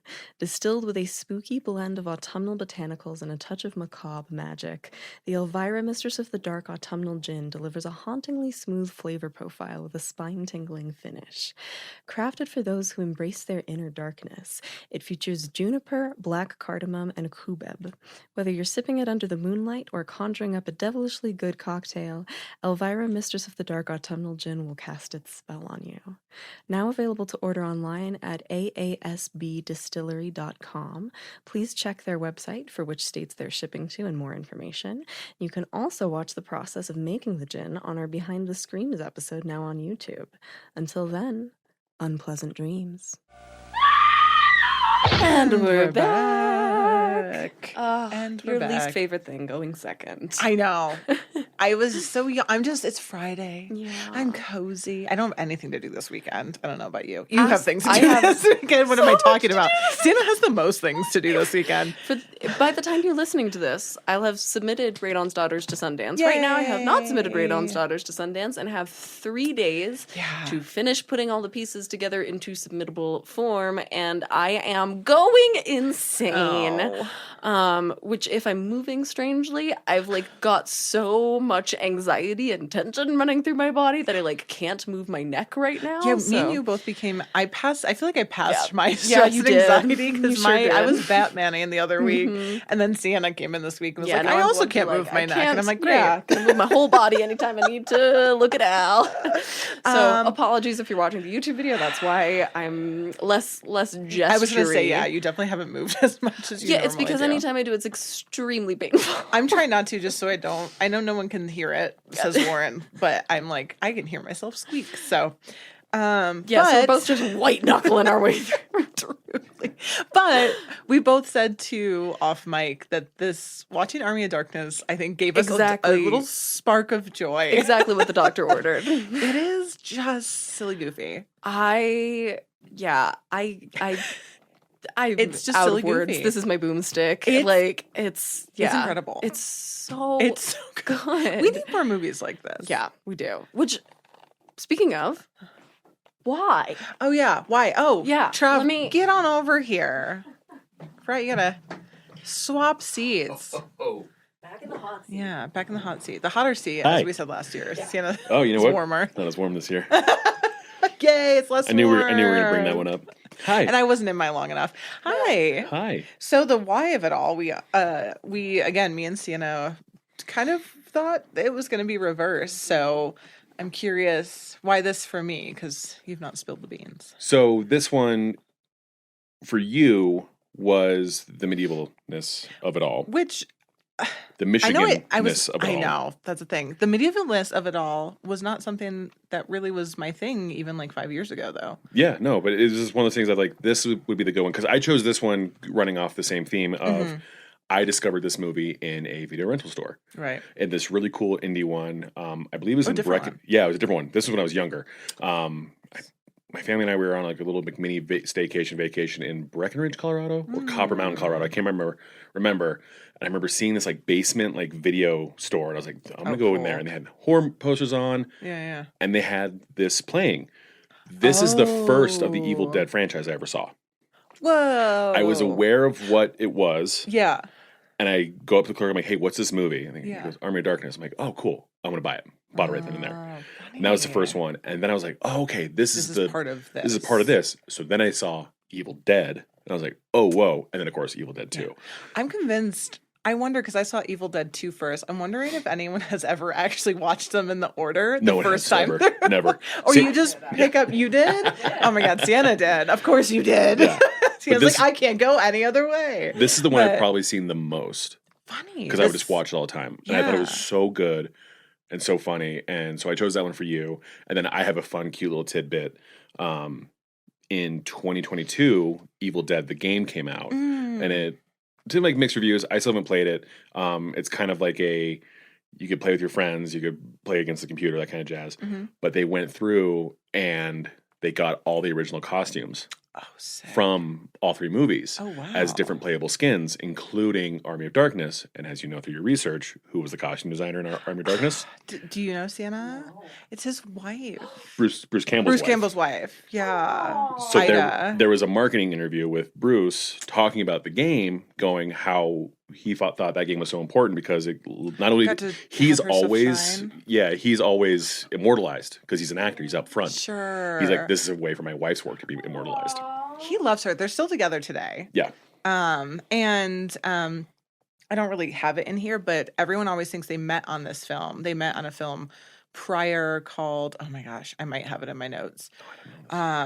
We'll get to it, so put a pin in that. But they met prior, and actually they decided to get married right before this because they thought that this film, because the last film they worked on was like so treacherous that they thought, okay, we need to get married because we might not make it through this film with everything. Like Sam Raimi loves to like torture Bruce. Yeah. So they got married prior, just as like a little joke of like, well, you're stuck with me now. That's so funny. I didn't know and she hasn't worked on a lot of other things too. So I think that's really sweet that he wanted her to be immortalized in a game because she's barely worked on anything. Yeah, I mean, I thought that was so cool, and so that's so cute. Yeah, and I also just love this one too because this is like of the three, I feel like this is the most Bruce Campbell bruising. I thought he was subtle at first until we got halfway through. This is also like again, because I really genuinely don't know if I've seen this or not seen this before. I've seen clips, but I can't remember if I was drunk in college or stoned in college and I watched this for the first time. But this is like all the imagery of things that I love that feels very like Tim Burton-y. So like, especially coming off of Beetlejuice, I was like so shocked to see the stop motion, the puppetry, the like horrible but beautiful sets that they have. The bad matte paintings. Yeah. The terrible wigs that we talked about. Oh my God, yeah. Oh my God, the extensions on the one guy. The fact that you can just see his hair. I'm like, give that man a wig. Oh, it's beautiful. Why are we doing extensions?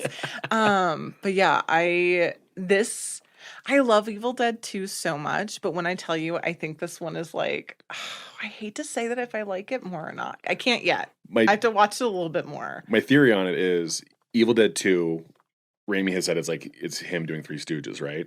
But a lot of Evil Dead 2 is Bruce by himself. This one's great because Bruce is actually acting against people. Yeah. Like him just doing his thing, talking to everybody. This is also the first movie where I ever heard the term pillow talk. Oh. And that just like, that's pillow talk, that's just pillow talk, baby. So that for me. I was like, so much about you. I'm like, this is gonna be my personality for a long time. Yeah.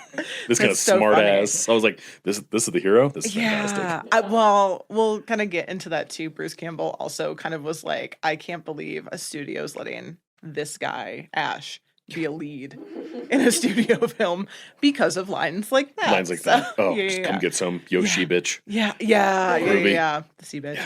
I love fucking Ash so much. So He's so good. I'm actually glad because I think I enjoyed this one so much more than Leslie Vernon. So I feel it was easier for me to. Sorry, I feel like they were very appropriately picked. Just because we watched it last night and I don't think I stopped scream laughing the entire fucking time. It's just so good. The skeletons playing might be my a femur flute is. The skeletons are my favorite part of this movie, I think. Yeah, as it should be. It was good. Yeah. I have one more tidbit, too. Oh. So we know that the Evil Dead series was the 3 movies. Mm-hmm. And, of course, there was the remake in 2009, the one that you liked. Oh, yeah. Yeah, so there's that remake. And then, of course, there was Evil Dead Rise, right, which is then getting its own sequel next year or the year after. So in Evil Dead Rise, there's this genius thing of saying, oh, how do these all work? Because Evil Dead the remake also includes Bruce Campbell at the end. Right. And then Evil Dead Rise doesn't have Bruce Campbell, but he has a voice cameo. But in that one, do you remember so on one of the tapes that kind of wakes Necronomicon says what? There's 3 volumes of Necronomicon. We see 3 books, which means the original series, the Evil Dead remake, and Evil Dead Rise are all canon because they're just 3 different volumes of the Necronomicon. That's genius. That's so smart. I didn't realize that. Yeah. It's all connected. That. We're all here. Anyway, should I get out of this chair? Yeah, get out of here. Okay, I want goodbye. To talk about things. I have lots of notes. I am so excited to hear about this. I was gonna say I was gonna keep it short because I was gonna with the weeks we've had, I was gonna lean on Trav to talk a bunch. I got more stuff to say. We know you have more stuff. He's like, lean on me, baby. I'm ready. But I have 10 pages of notes and Amazing. I just casually. So much like you, there is a making of that I also didn't get all the way through, and it's so good. And I'm really bummed. I'm probably gonna go watch it. But I was just oh shit, this is taking longer to watch than I thought. It's almost 2 hours. Medieval Times, The Making of Army in Darkness. You can watch on YouTube. It's fantastic. Again, they documented all of these so well, which I'm so thankful for. So yeah, I have more. I tried to scale down. I feel like so many people talk about the the visuals of this film. So I tried to pare back a little bit on that, and kind of the theme running throughout this film was it was a shit show. So that's kind of what I talk about throughout the entire thing of how did this actually happen? Yeah. I have a tiny tidbit kind of going off of your Easter eggs. So I didn't realize, and you might know this, the Army of Darkness was released in Japan under the title, which I had nowhere to put this, so it just latches on, Captain Supermarket. And I just think that's the dumbest thing I've ever heard. So that's where we're starting. And it gets bonkers from here. But unconnected, but it's the reference of the eyeball on the shoulder comes from a Japanese B horror film from 1959 called The Manster. The Man Monster. The Manster! Which is so good. So it's a direct, which honestly arguably is one of the most disgusting imagery. Oh, yeah. It's the thought of a head, sure. An eyeball, absolutely. Just one, just two. It would be better if there were 2. Give me an appendage. But now it's gonna have no depth perception. Truly. But I just love that they took from that, and I just had to connect those 2. That's my tidbit because I didn't know where else the fuck to put that. So that's where we start. We actually have many taglines for this film. He's a 20th century guy trapped in the Middle Ages. It's fine. We're gonna yawn laugh out of that one. Trapped in time, surrounded by evil, low on gas. Oh my god. That's the best one. It's so good. It's really good. 1 man, 1 million dead. The odds are just about even. Again, all these come from Ash. I feel 100%. He wrote them himself. He probably did. Sitting at a chair in S-Mart in the back. Yeah. Smoking. It's I am Captain Supermarket. He is. They move, they breathe, they suck. Okay, I feel like you like that one. It's so porny. It is. It's so super porny. I'm trying to figure. There's so many. What else do I want to do? Oh, sound the trumpets, raise the drawbridge, and drop the Oldsmobile.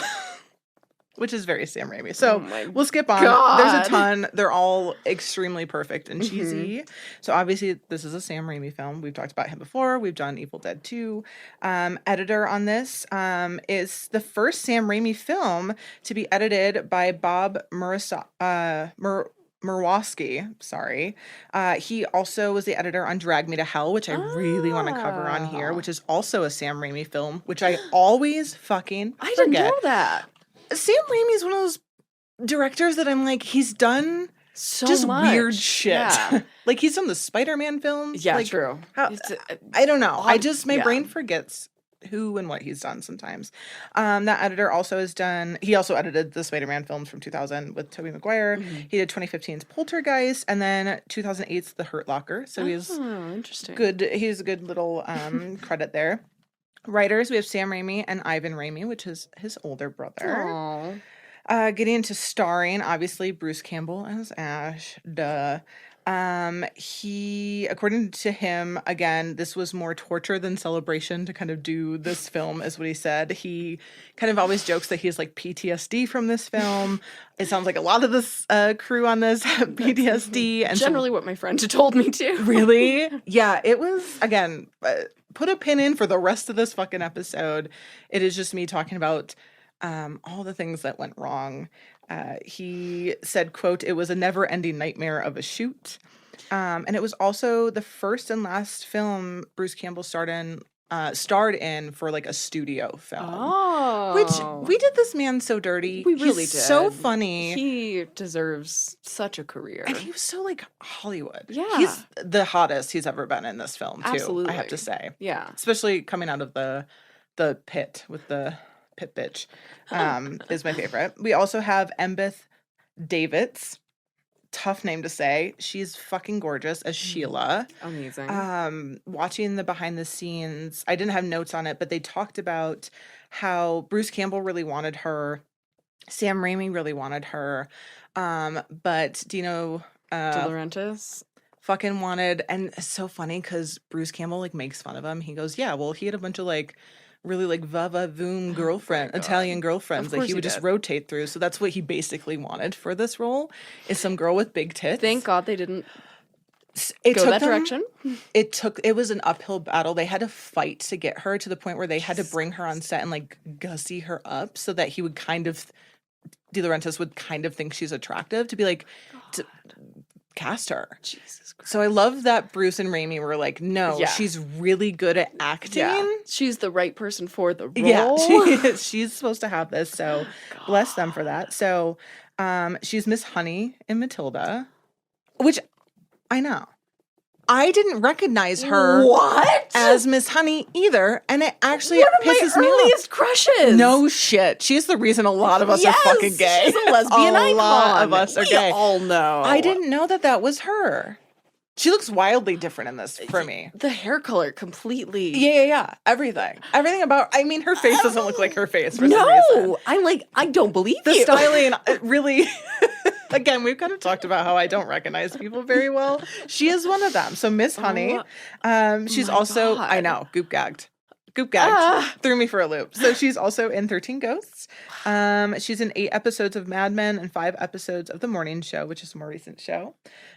She also had a rough time shooting her fight scenes. They filmed them at night. She had those heavy prosthetics that we see later. And she almost contemplated quitting acting because of this. Because she's, like this actor and she comes on set and then was thrown in all these prosthetics and kind of doing this. They had to make her up to convince Dino De Laurentiis, which I hope sucked. I hope she didn't know during the time that that's what was going on. But I love that Bruce Campbell was like, nope, she's the right one. We're gonna make it happen no matter what. He basically called him a creep. He was. He absolutely was. I love that he called him out though. A white man in Hollywood. I'm like, thank you, Bruce, for your service. Yeah. But yeah, she almost didn't want to return because she's like, what the fuck am I doing with my life? Of course. What? I'm flying through the air with these winged things. But she later, thankfully, has come around. She said the love of the fans, like the fans have for this film, has kind of made her appreciate that she was in it. So I'm happy that she now can at least go, okay, have some positive feelings looking back. Yeah. Someone who auditioned for the role of Sheila was Tracy Lords. Oh my God. I love her. We did her dirty too. I would have loved that. Right? Like, Miss Honey does a great job. Yes. I think she's better suited. Yes. But I'm sure Tracy Lords was a De Laurentiis pick. And also I feel like she would have matched the hamminess of oh my gosh, Ash. she would have been so good. Yeah, which like I do think you need her to not be as hammy to balance it out, but like she would have been a scene stealer. Yeah. It's so funny because you put him in there and everyone feels so like everyone's like so toned down next to him. So subtle. So it would have been she would have been phenomenal. But so she very different movie. Mm-hmm. We have Bridget. So Linda is always cast by is always a different actress in every single one of the films. We have Bridget Fonda as Linda in the beginning of this. She's literally in like 2 shots. I did not notice at all. Yeah. Wild. I don't think many. I almost feel like I missed it and I was looking out for it. She's barely in the film. I love the idea that you have a rotating Linda. That Linda's just like, I don't think they meant to at all. It does not sound like that. I think they just went, well, by the time we get to the 3rd film, we might as well cast somebody different for it. Yeah, once you've done it already once. And she was actually set to have more scenes, but it had to be cut down. She got cast because she was such a big fan of the Evil Dead franchise already. I love that she had her team like write in and be like, if you're ever looking at doing another one, make me Linda. Yeah, make me anybody. And then I feel so bad because she showed up, she shot a bunch of stuff, and then it got cut. Yeah. That sucks. We have another icon, Bill Moseley, is actually in this as the Deadite captain. So again, he's not in it a ton, but he also wrote in saying that he was such a big fan to Raimi. I love that. I mean, he's like the sweetest man ever, and I love him so much. But so he wrote in, and Raimi was like, I'm such a fan of Chop Top as well. And so they kind of had this mutual love. He brought him in for an audition, and then Raimi was like, well, I really need you to have a British accent. Can you do something? And thankfully, he was like, okay, I have something on lock. He did Terry Gilliam's Jabberwocky like monologue to secure his role. So I'm glad that, that would be so sad if you like wrote in, got an audition, and it's just like, oh, the accent's tough. I have to say it's not a good accent. Well, here's my thing too. He barely speaks. Yeah, it's also like he could have had anything. Well, just scream and that's a little. The thing is, like, I also think like it's it's a bad British accent. It's also very clearly, I don't know where this shot, but like there's like a desert about that. in England in this film. Yeah, like it's we're not living in reality here. Exactly. Can we suspend? But they did. They spent so much time casting like British actors. And I find that so funny for some reason. To your point. That's where they were like, we need realism here. Yeah. No. They walked onto Army and Darkness and were like, you know what we need? Yeah. A boomstick. A boomstick. And British realism. Accents. Yeah. We have Marcus Gilbert as Arthur, another British actor. He was, for most of his scenes, had food poisoning. Oh, no. So all of his like fight scenes or scenes that he had on screen, he's basically just horribly sick the whole time. Oh my God. In the theme of things, we have Billy Bryan as the pit bitch that we talked about. So the bad that Ash fights in the beginning and does the like cool little backflip that we see.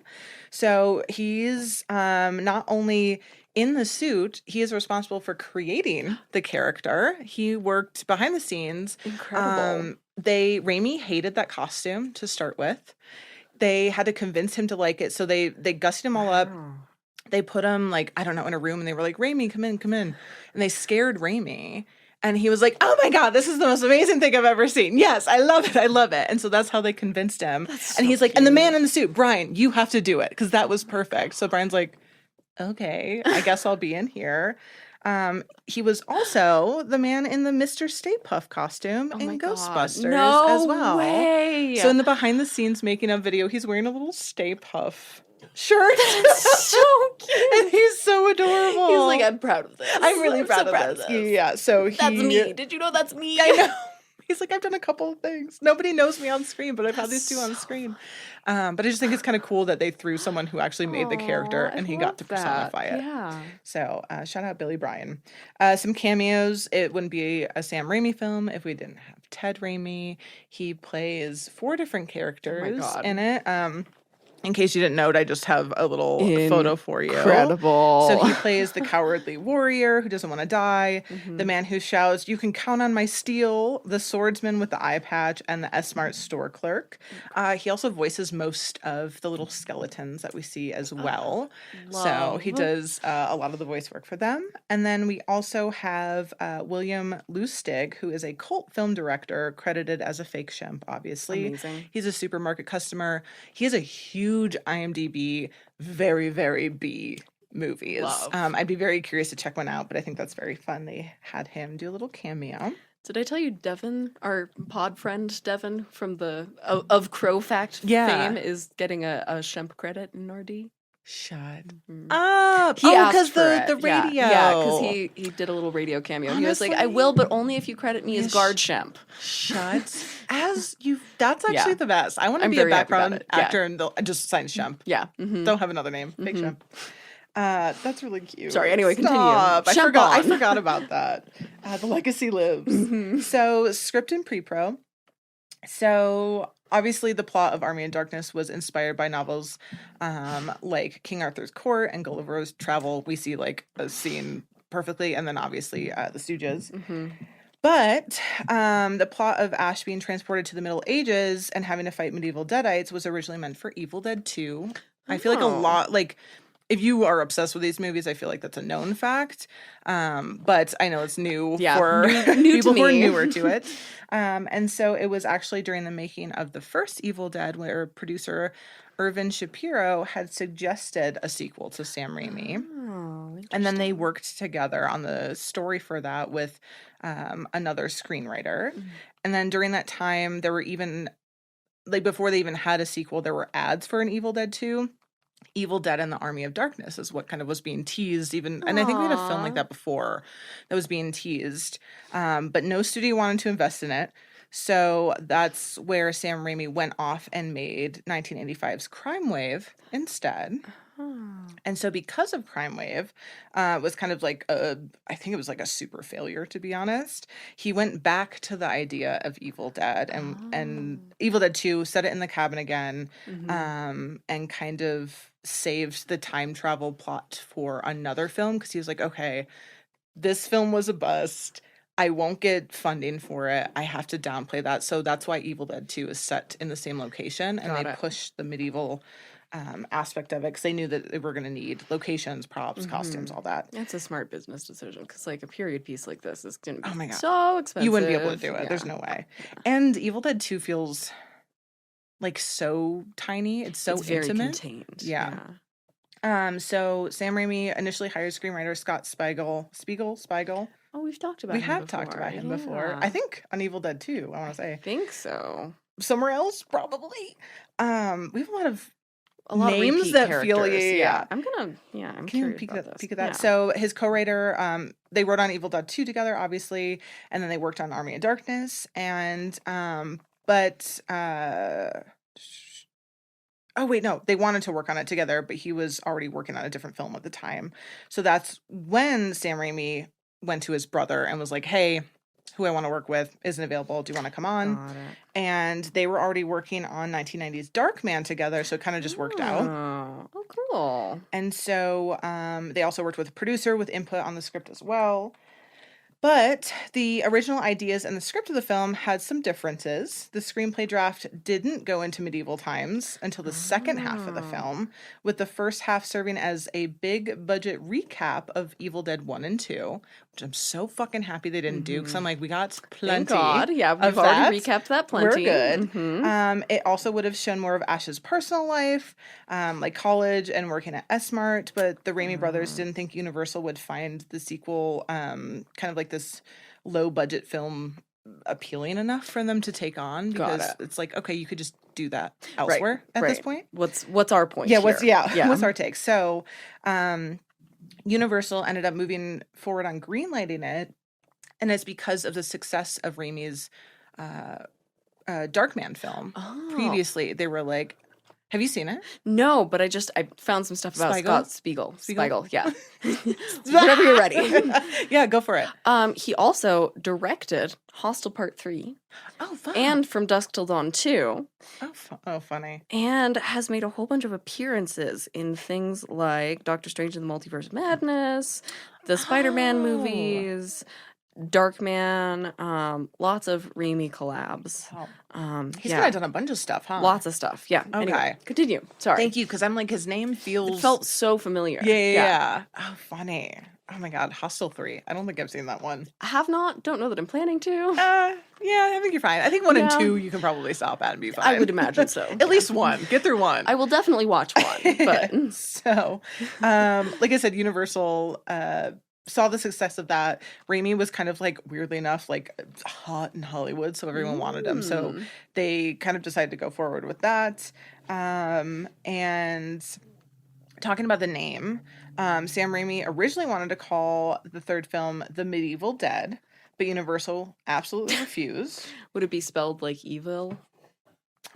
No. It should be. It should be. The Medieval Dead. Come on.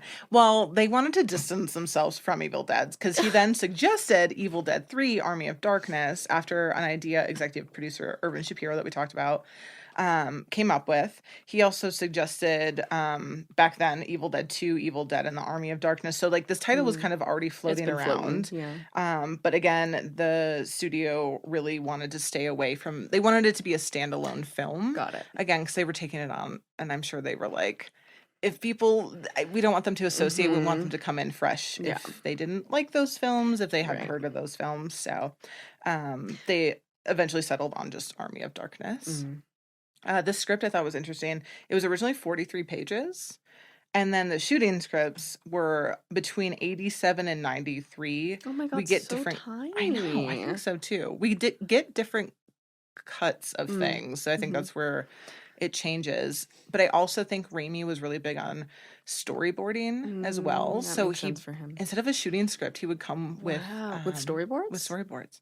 And he knew exactly where they were in the scene to do things. I love that. Isn't that cool? Really cool. That's probably, not gonna lie, would be like, I'd have to have both of them next to each other. Because I feel like I love storyboards and I love storyboard artists. Yep. They don't get enough credit. They don't. I feel like. It's true. So that's what he worked off of. So that makes kind of sense. They also did a lot of improv with things as well. So budget. Again, this is wild to me that this is a Universal Studios film. Again, only because of the success of Darkman did Universal even have interest. Bruce Campbell jokes, and I said earlier, like the fact that Ash even got to be a studio film is like wild insane to him. He's like, he's such a stupid fucking character that he loves. Yeah. But a stupid character for them to even want. And this is where I kind of come into, we'll talk a little bit more budget, but do you want to take a guess at what they gave to this? It's kind of funky. There was an original budget. And then reshoots. And then there was like money brought in as they started to get further in production, they needed more money. So there's like a rough total number that I'll have you kind of guess, but it's kind of funky, to be fair. I'm having trouble getting past like the 15-ish range, 15 million. Oh, yeah. That feels like somewhere around the vicinity. Absolutely. Yeah? It's, people say 12 million. Oh, look at that. Which I feel like it's wild because I feel like that's so fucking high. But there's a lot of stuff that happens in this. Some people say 23 million. That's way too high. And yeah, I don't know if I believe that. Believe that this had that. If this had that much money, it was wasted. But yeah, well, maybe it went to drugs. We don't know. De Laurentiis and finding girls. So after some initial filming, that's when they realized the budget wasn't big enough for the scope of the film. So I think it started off smaller. The studio gave them an additional $6 million, which brought it to that $12 million. This makes sense because the other like major film from Dino De Laurentiis Productions that I've spent a lot of time researching is Blue Velvet, which was only $5 million, and it was about 10 years before this. I wonder if they like hovered around that range for stuff like this. So would make sense that they tried to give this like $6 million or so. Yeah, I can't imagine though, like shooting and being like, "We need more money, please." Yeah, being like, "This is double the budget, please." Same budget as Blue Velvet? Like, I'm sorry. The scope of this movie is just so much bigger. Huge. They were trying to pinch pennies. So much so that Raimi, Bruce Campbell, and producer Rob Tappert actually contributed some of their own money. They about $1 million altogether, it sounds like. For context, the original Evil Dead shot on a budget of $350,000. The second one was $3.6 million. So this is really stepped up. Yeah. And again, those took place in like one location. So, basically one actor most of the time. Yes. Yeah. And then you have an obscene amount of people or skeletons in this one. Yeah. So we'll get to location, which is where most of the misery happens. Oh, good. Yes. So again, taking place in a desert, they shot 103 days, basically 7 days a week. So long. Insane. What is this, a Kubrick movie? I mean, maybe Raimi wanted to be. He really liked torturing people.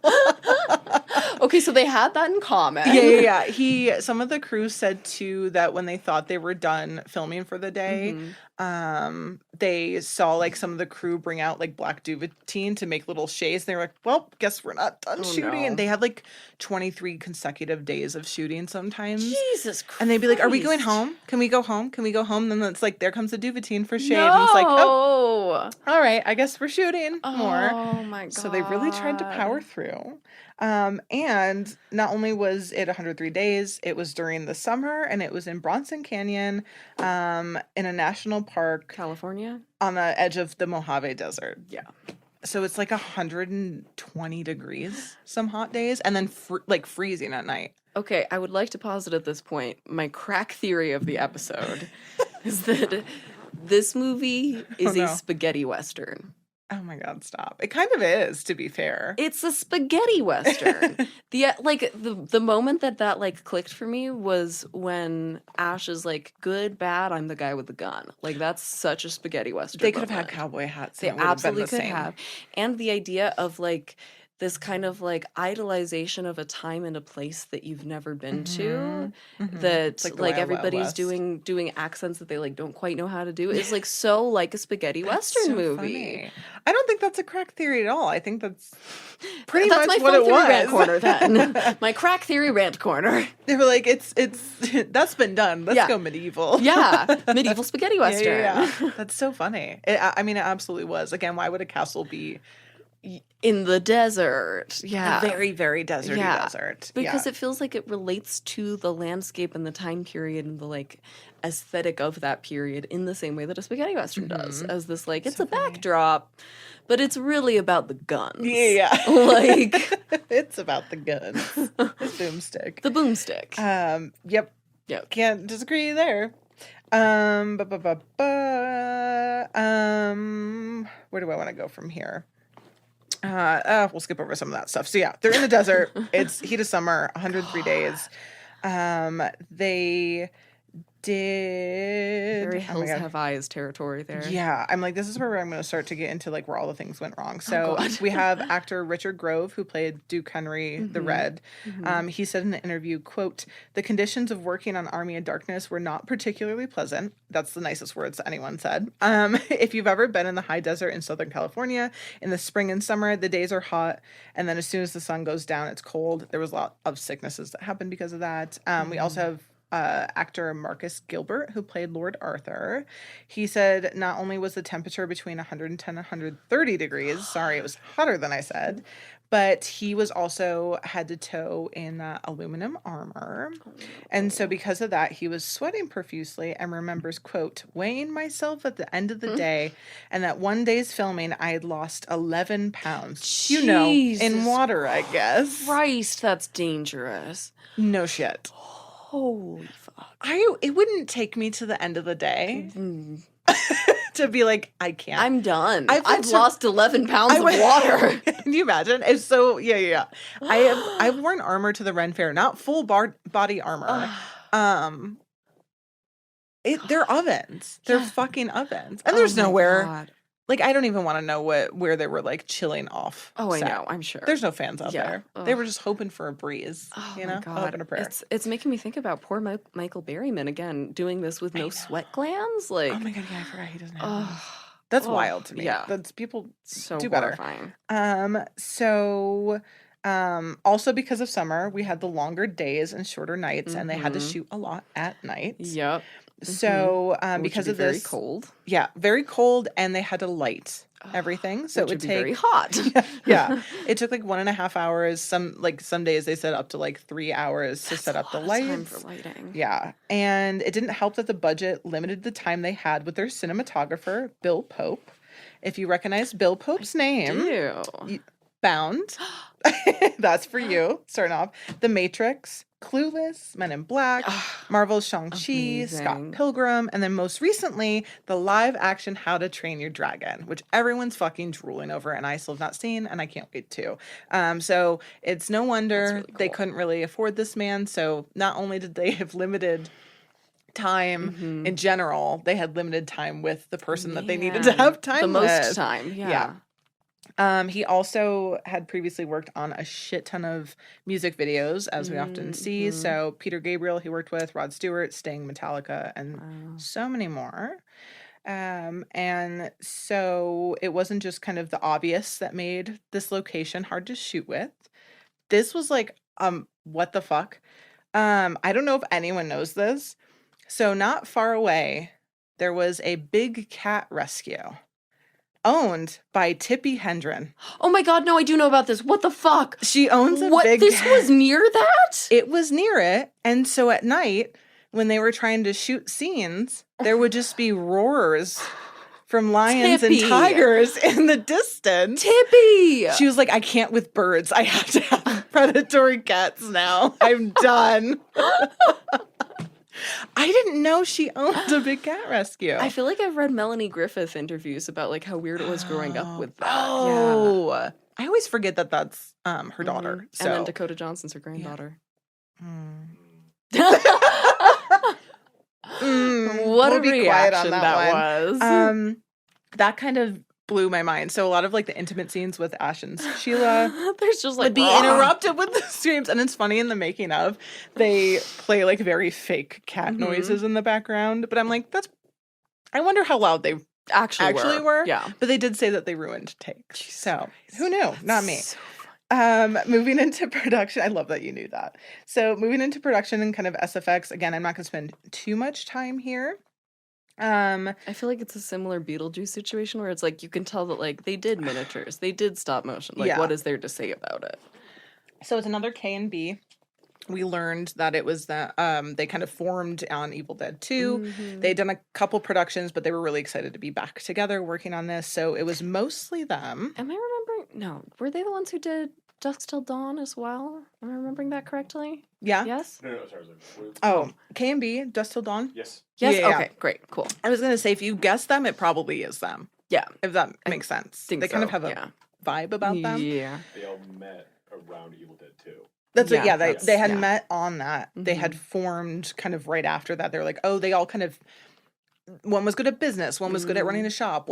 They all kind of came in with something. Different skill sets. Yeah, so they were excited to come back on this. So they did most of the makeup work that you see. They did like every single Deadite. Amazing. They kind of said they did most of it. They also had Tony Gardner's company, Alterian Studios, had come in. So they kind of did what they called like 30% of the rest of the film. They focused on bigger characters. So Sheila's character, when she turns, like that was one of the ones they worked on.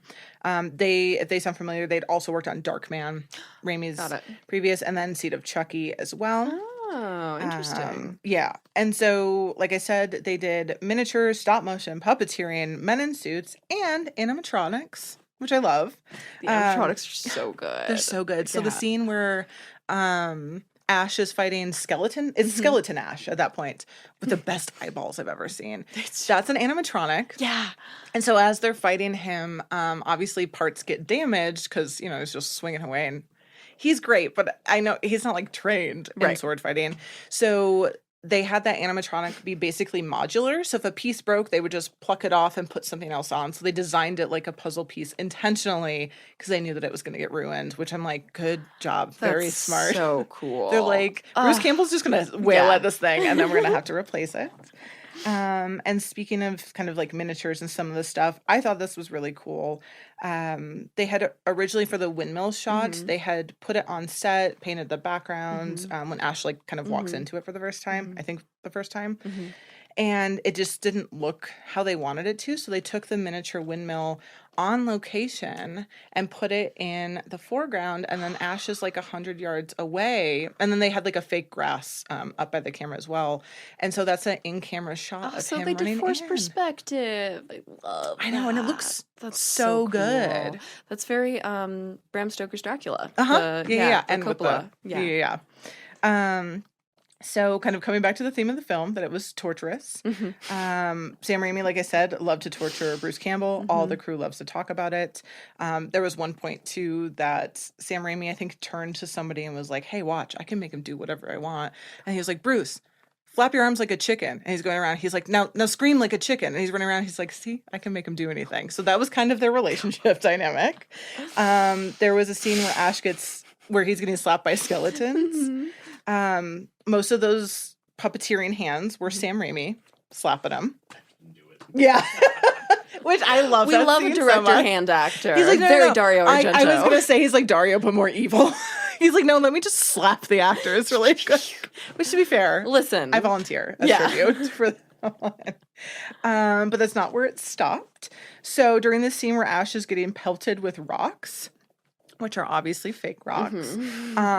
He wanted to get... I love how deep the thunks on the sounds are, too. It sounds like they're, like, actually killing him with every... Well, it's because to get a more realistic reaction, Sam Raimi personally threw potatoes at him. Am I hearing the sound of actual potatoes? I think you are. I think you are.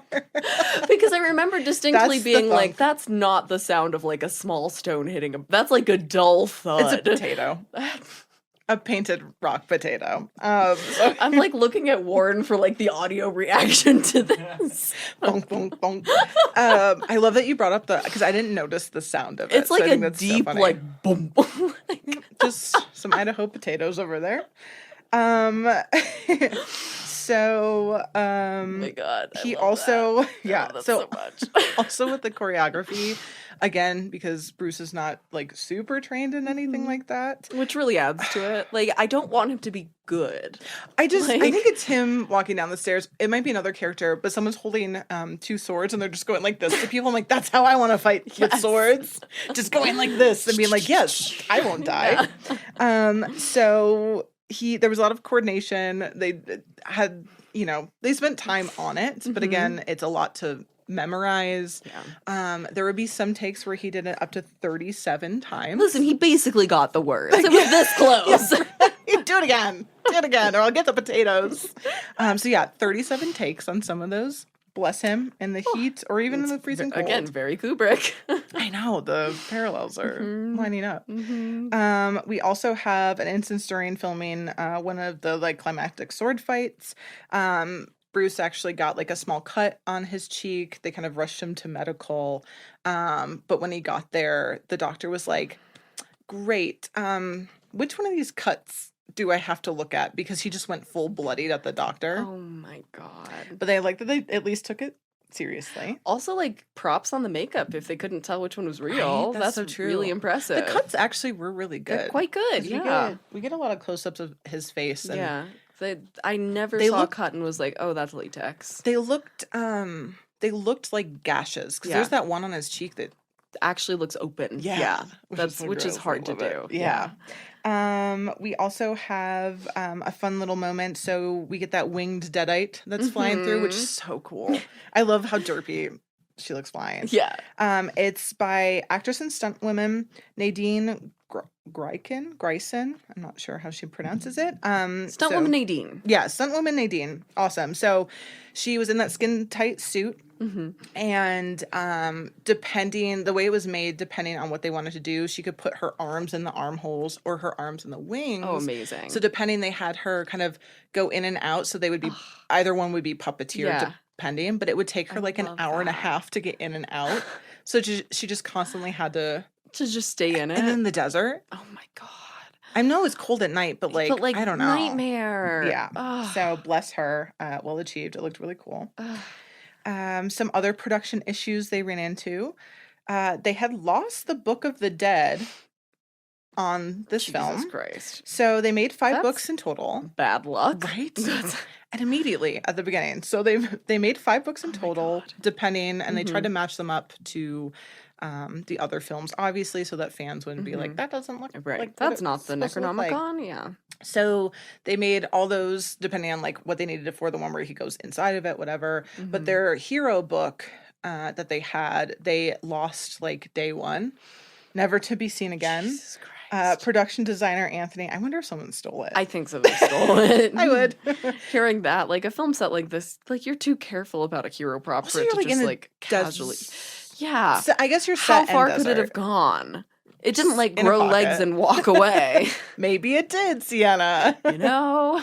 So production designer Anthony kind of gives an interview quote about it. He was really bummed about it. He said that book vanished sometime early in the production and it was never shot. So the book is not in the film at all. We had to scramble and make a new one, so-called hero book, but it didn't have all these elaborate pages in it and we just didn't have time to do it. So it was always very disappointing. Aww. I know. I feel bad. Like you put all this work in and sucks. Hopefully someone's house is enjoying it. You know? It's just like living with Bruce Campbell now. He would have. It was his wife the whole time. So weird. Yeah. She's like, she just slips it into a costume. She made a big book-side pocket. In an interior pocket in one of his costumes. Just for such a purpose.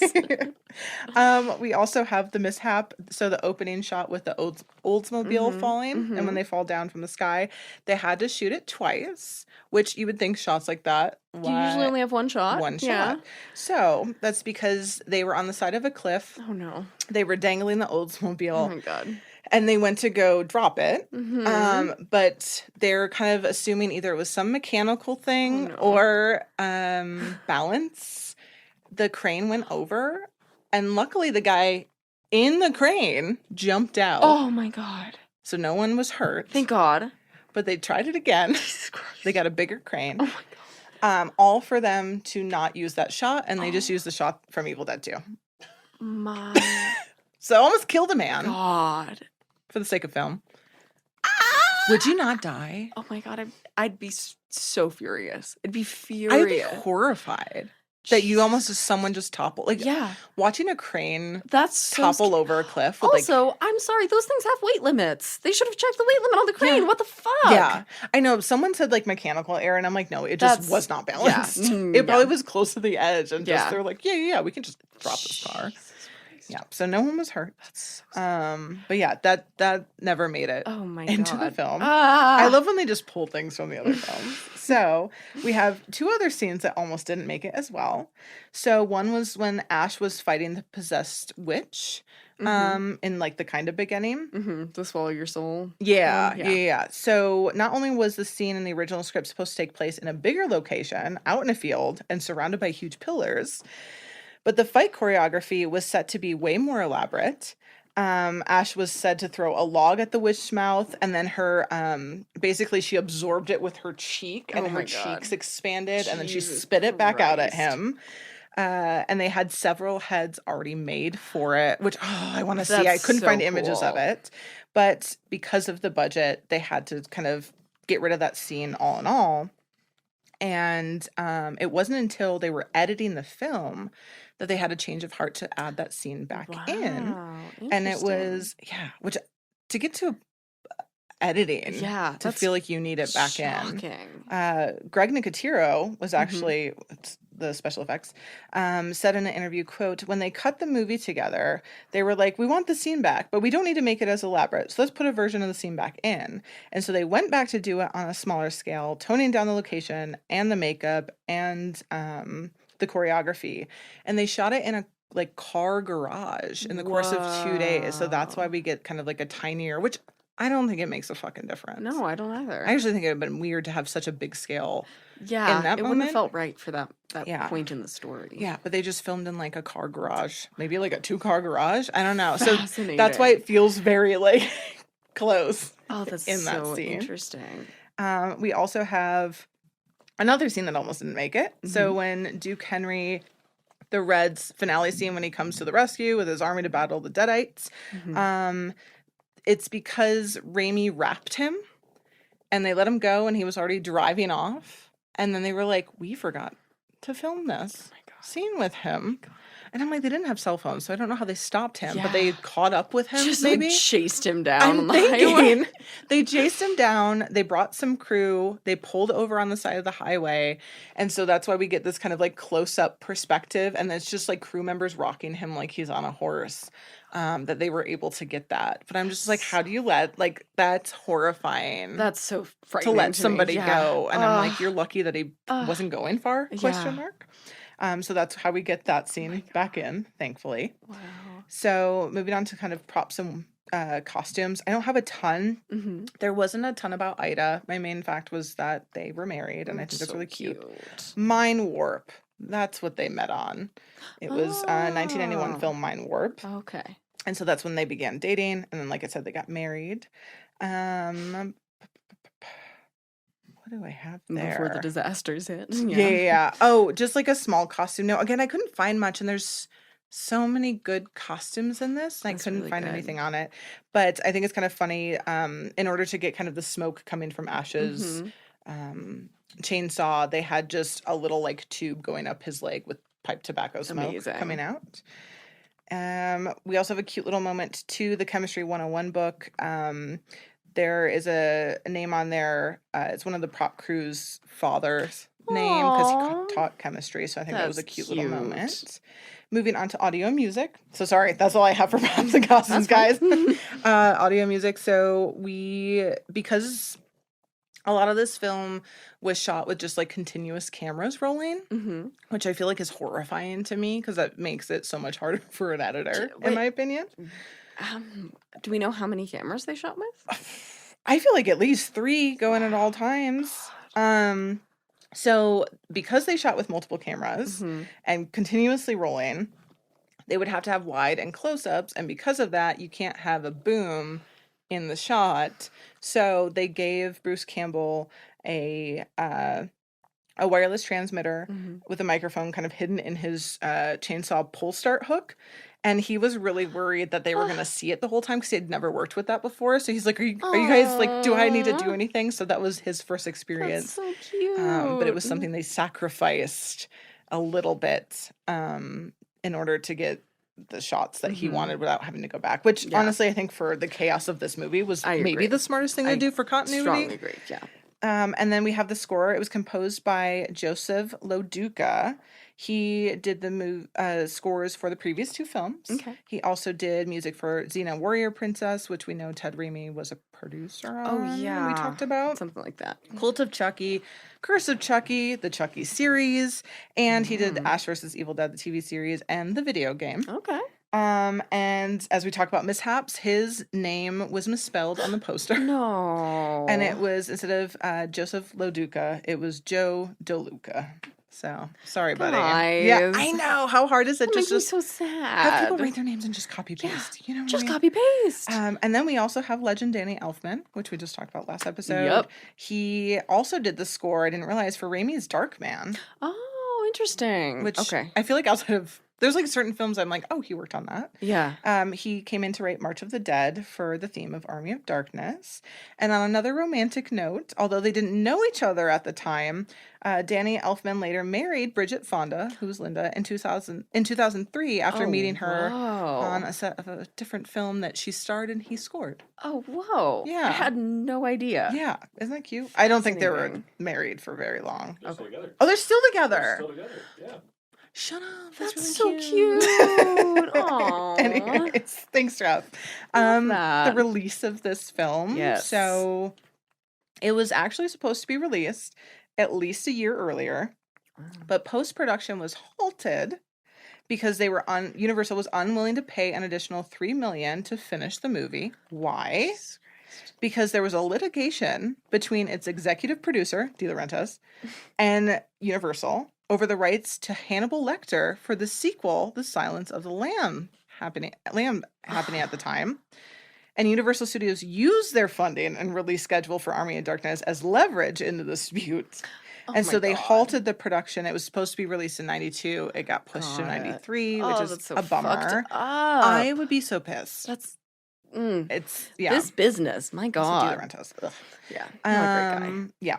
So not only that, but when the movie was screened for test audiences, they did not respond well to the original ending. I think you were out of the room when we were kind of talking amongst ourselves. Okay. There's different endings. So when Ash takes whatever potion-y thing that he takes, he goes into hibernation. This was the original ending. He goes into hibernation and wakes up realizing he slept too long and he's now in this like dystopian future, which I feel like is so good. That's so funny. And everything's like completely destroyed. And of course, Universal, once they heard that it wasn't getting good test reviews from audiences, they demanded to shoot a more upbeat ending that they felt was less confusing. And they thought the other one also wasn't very funny. So that's where we get him back at S-Mart, which works out in the end because it leads, I have not watched the show yet, actually, but it leads really well into the TV series that we get. Interesting. Okay. On top of that, when it came to other notes, Universal actually didn't share their feedback with the producers and instead were just super shady and brought in editor Bud S. Smith, who did The Exorcist, Cruising, Karate Kid, and also Darkman. So very cool guy, but they kind of brought him in. And so instead of doing notes, that's where I also think... Anyways, they kind of fell apart at the end for all of them. That's deeply fucked up. Yeah, and Bruce Campbell's kind of comments on this. He goes, by the end of the shoot, we were like, whatever. By that point, it didn't matter. We had such a miserable experience with the movie. They just kind of wanted a new ending. You're just trying to survive at that point, yeah. Ted Raimi also talks on this. He said, I personally preferred the first grim one because the reshot sequence, the world pays off for Ash. It's a happy ending. Ash gets to do the only thing he knows to do, fight monsters, and he gets the pretty girl. Audiences certainly preferred this. I did not because I felt like it wasn't in line with who he was. Yeah, I agree. Hard agree. And so our theatrical release got the studio ending, but it sounds like some European audiences actually got the original ending. Interesting. Okay. And Bruce Campbell kind of has a retrospective talking about how like now he kind of respects the filmmaker's choice, even though it may not be the most popular, and he thinks that one was more appropriate, and just kind of goes on to defend, because this character is Bruce Campbell, so he kind of just defends the character. I love that. And says that the original, he says the original ending is just more logical for the films. It had a huge issue with getting a rating from the MPAA on this. So Sam Raimi and Universal both agreed that they wanted, which for once, they both agreed they wanted PG-13. Obviously, you're going to get the most audience in there. More money. But the MPAA gave the first version a NC-17. Which fucking sucks. It's basically just like nail and coffin. So, and I thought this was so stupid. What gave it such a harsh rating? A shot of a female Deadite being decapitated in the beginning of the film. Oh my God. So, I'm sorry, the whole movie? Out of everything in this movie, that's the thing you choose? Yeah. So they're like, fine, we'll re-edit it. Okay. We'll take that out. Fantastic. Whatever. No matter what they did, they kept giving it an R. Jesus. Which is what it got. It didn't matter what they did. They tried so many different ways, and they were just like, we're not doing that. Aww. So they got an R. At least they got an R. Yeah. Marketing for this one wasn't as horrible as yours, but Bruce Campbell not saying a whole lot. Not saying anything. But they brought in Bruce Campbell to do some headshots of him, like having like a sly look. And then when they went to go show him a rough version of the poster, it was kind of that painted image that we see. But because they wanted to broaden their audience, we're coming back to him. They tried to make him look like Arnold Schwarzenegger. Is he the new Al Pacino? I don't know. That's and so wild. Bruce was like, what the fuck? And then they were like, oh, and by the way, you have one day to give us your okay on this or not. Christ. Or you don't get marketing for the film. So that's why we get like a hulked out, because they were trying to appeal to European audiences. They're like, you know who they love? Arnold Schwarzenegger. Maybe that's what Beetlejuice was trying to do the whole time. Appeal to their European audience. Funny.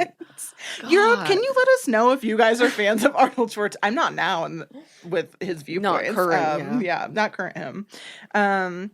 So again, that's why we kind of get the poster we get. I still think it looks really cool, if I'm honest. You also have to think they're trying to set it a little bit apart from Evil Dead films and as like a franchise, which is silly. Like I said, it had a $12 million budget. Mm-hmm. What do you think it grossed worldwide? Oh man, I feel like this one did really well. It did good. I think we've had ones that do better. 40 mil? Oh no, you're being very kind. Oh no. 23 mil. No. So not great. Oh, yeah. That's sad. I think they tried. It made its money back, but like, not great. To a point, it's kind of a hard concept to... It is a hard concept to... Especially, like, I feel like I went in not fully understanding what the tone of the film was, and I'd seen commercials, and I'd seen both previous films, too. So, like, it's very much its own... It's its own thing. It's its own beast, yeah. And that's hard to market. And I think the studio, the downfall was trying to separate it from the franchise versus actually integrating it. Which is so weird, because now we live in such an IP-driven world that I feel like we would never see that happening now. I know, we talk about that all the time, the IPs. So it did fine. It made its money back. I don't know how much they spent on marketing. Not enough. Critics, it has a 7.4 out of 10 on IMDb. 69% critic score. 86% audience score, which interesting. I feel like that's my first one in a while where the audience is wildly way higher. Yeah. Critics did generally like it at the time.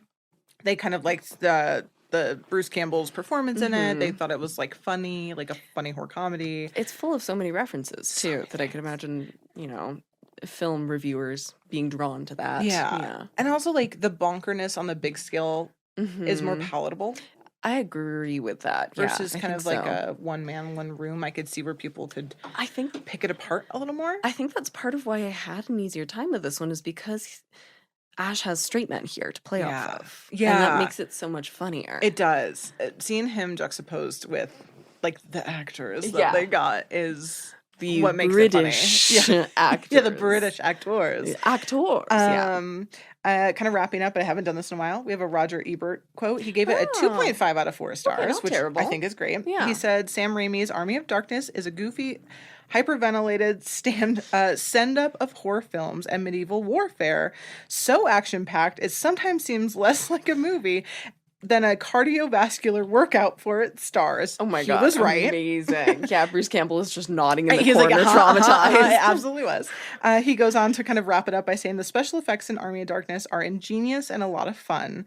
The makeup is state-of-the-art. So are the severed limbs, geysers of blood, etc. The movie isn't as funny as entertaining as Evil Dead 2, which I love that he loves Evil Dead 2. Interesting. However, maybe because the comedic approach seems recycled.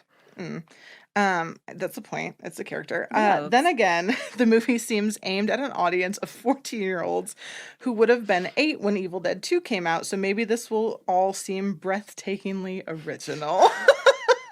He's not wrong, to be fair. Yeah. It's again, a case of like, I don't think you're picking up on the wrong things, but you're taking the wrong lessons out of them. Yeah. It's like, sure, you're right. But and then I thought it was funny that yours has a comic. Yeah, does yours too? This one does too. Yeah, I didn't know that. It is Dark Horse published it. It's a 3-issue comic book adaptation. Interesting. Illustrated and written by John Bolton, and it makes it Sam Raimi's second film to be an adaptation. Oh, I love after Darkman. Which I have to see Darkman because damn. Yeah. People, I also desperately need to see Darkman. I was feel like after The Crow, especially, because Darkman came up so much in my research for The Crow. Oh, really? That I could see it. Because it was the only R-rated superhero movie before The Crow. Right. Yeah. So now I'm very, very curious. Yeah. Crowious. We have to Crowious. Well, you thought you were done. The Crow's gonna keep growing. Yeah. We have to play that at the cinema at some point too. That feels like a cinema one. Or carry like both the comics there. Just for personal reasons. Anyways, Splice we'll be buying all of them. Splice 10 at BeasleyBooks.com to get 10% off, guys. It's true. When we get those. Yay. Yeah. I had more notes than I thought. Again, I've watched half the behind the scenes. Yeah. There's so much on this film. Well picked. Yeah, good job, Trav. Picked. Happy birthday to you and to us. Yeah. It's our birthday now. I hope you enjoyed. I hope you heard facts that you didn't know about these films. And we have another birthday coming up right after this one. The yawning audio man in the corner. Warren Langford. We have your birthday picks. I'm super excited about these. For Warren's birthday, I'm covering Jacob's Ladder, which I've been dying to cover for as long as we've been doing the podcast. Yeah, we've talked about it a lot, and we've almost done it a lot too. So much. Yeah, we keep almost pairing the House of Jack built. Did we almost pair those two together at some point? I think so. Yeah, we've toyed around with it a lot. I'm super excited to finally see it. Yes. And then we're doing, I forget when it came out, but we're doing Take Shelter. 2013? Yeah, I forget. Something like that? Yeah, 13 or between 13 and 15, I believe. Was somewhere in that somewhere. Area. Yeah. It happened at some point. So, Unreliable Narrator, 11. God damn it. So, Unreliable Narrator horror. Yeah. Next it episode. Is. Yeah, it's Michael Shannon's like breakout role, really. I feel like that's my first time. I've watched Take Shelter once, and I remember I think when it came out, I think it was a Netflix DVD rental. I could see that. Yeah. And I remember being like, whoa. Wow. It's one Lisa picked out for me like a year ago. But have you seen it recently then? Yeah. It's been since 2011, so I am very excited to kind of like watch it in a different way.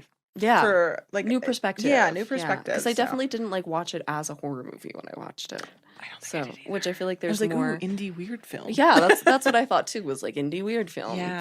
But I do think there's a strong case to be made for it being horror. Absolutely. Yeah, I'm excited about these two. So that'll be next episode. When does this one come out? This one comes out. We've just finished Morgan Crypt by the time you Thank you guys for coming to see us at Morgan Crypt. Yeah, I hope you all bought lots of merch. I hope gore horror T-shirts are making their way through the community. I know, me too. And if you guys are local, and you didn't get to pop by, we will have our leftover merch at the Jean Cocteau Cinema. Which a good opportunity to get some of that would be our Pet Cemetery screening on October 4th. Yeah.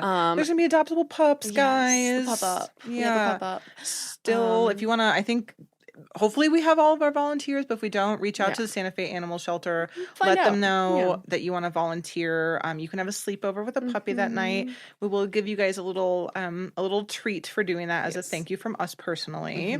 Yeah, we have that one. So tickets are on sale right now at JeanCocteauCinema.com. Also, we have Fistful of Butter is going to be there making homemade dog treats. So even at the she finally decided that she is making them. So if you guys have pups or want to give like a gift, you can. If you don't want to come to the screening, you can always bring your pup on the patio, get a little drinky for you and a little treat for them, which I think is very cute. And then we're also doing Halloween, and we're doing another live show for that one. So when we cover it, Devil's Night for Halloween that Thursday.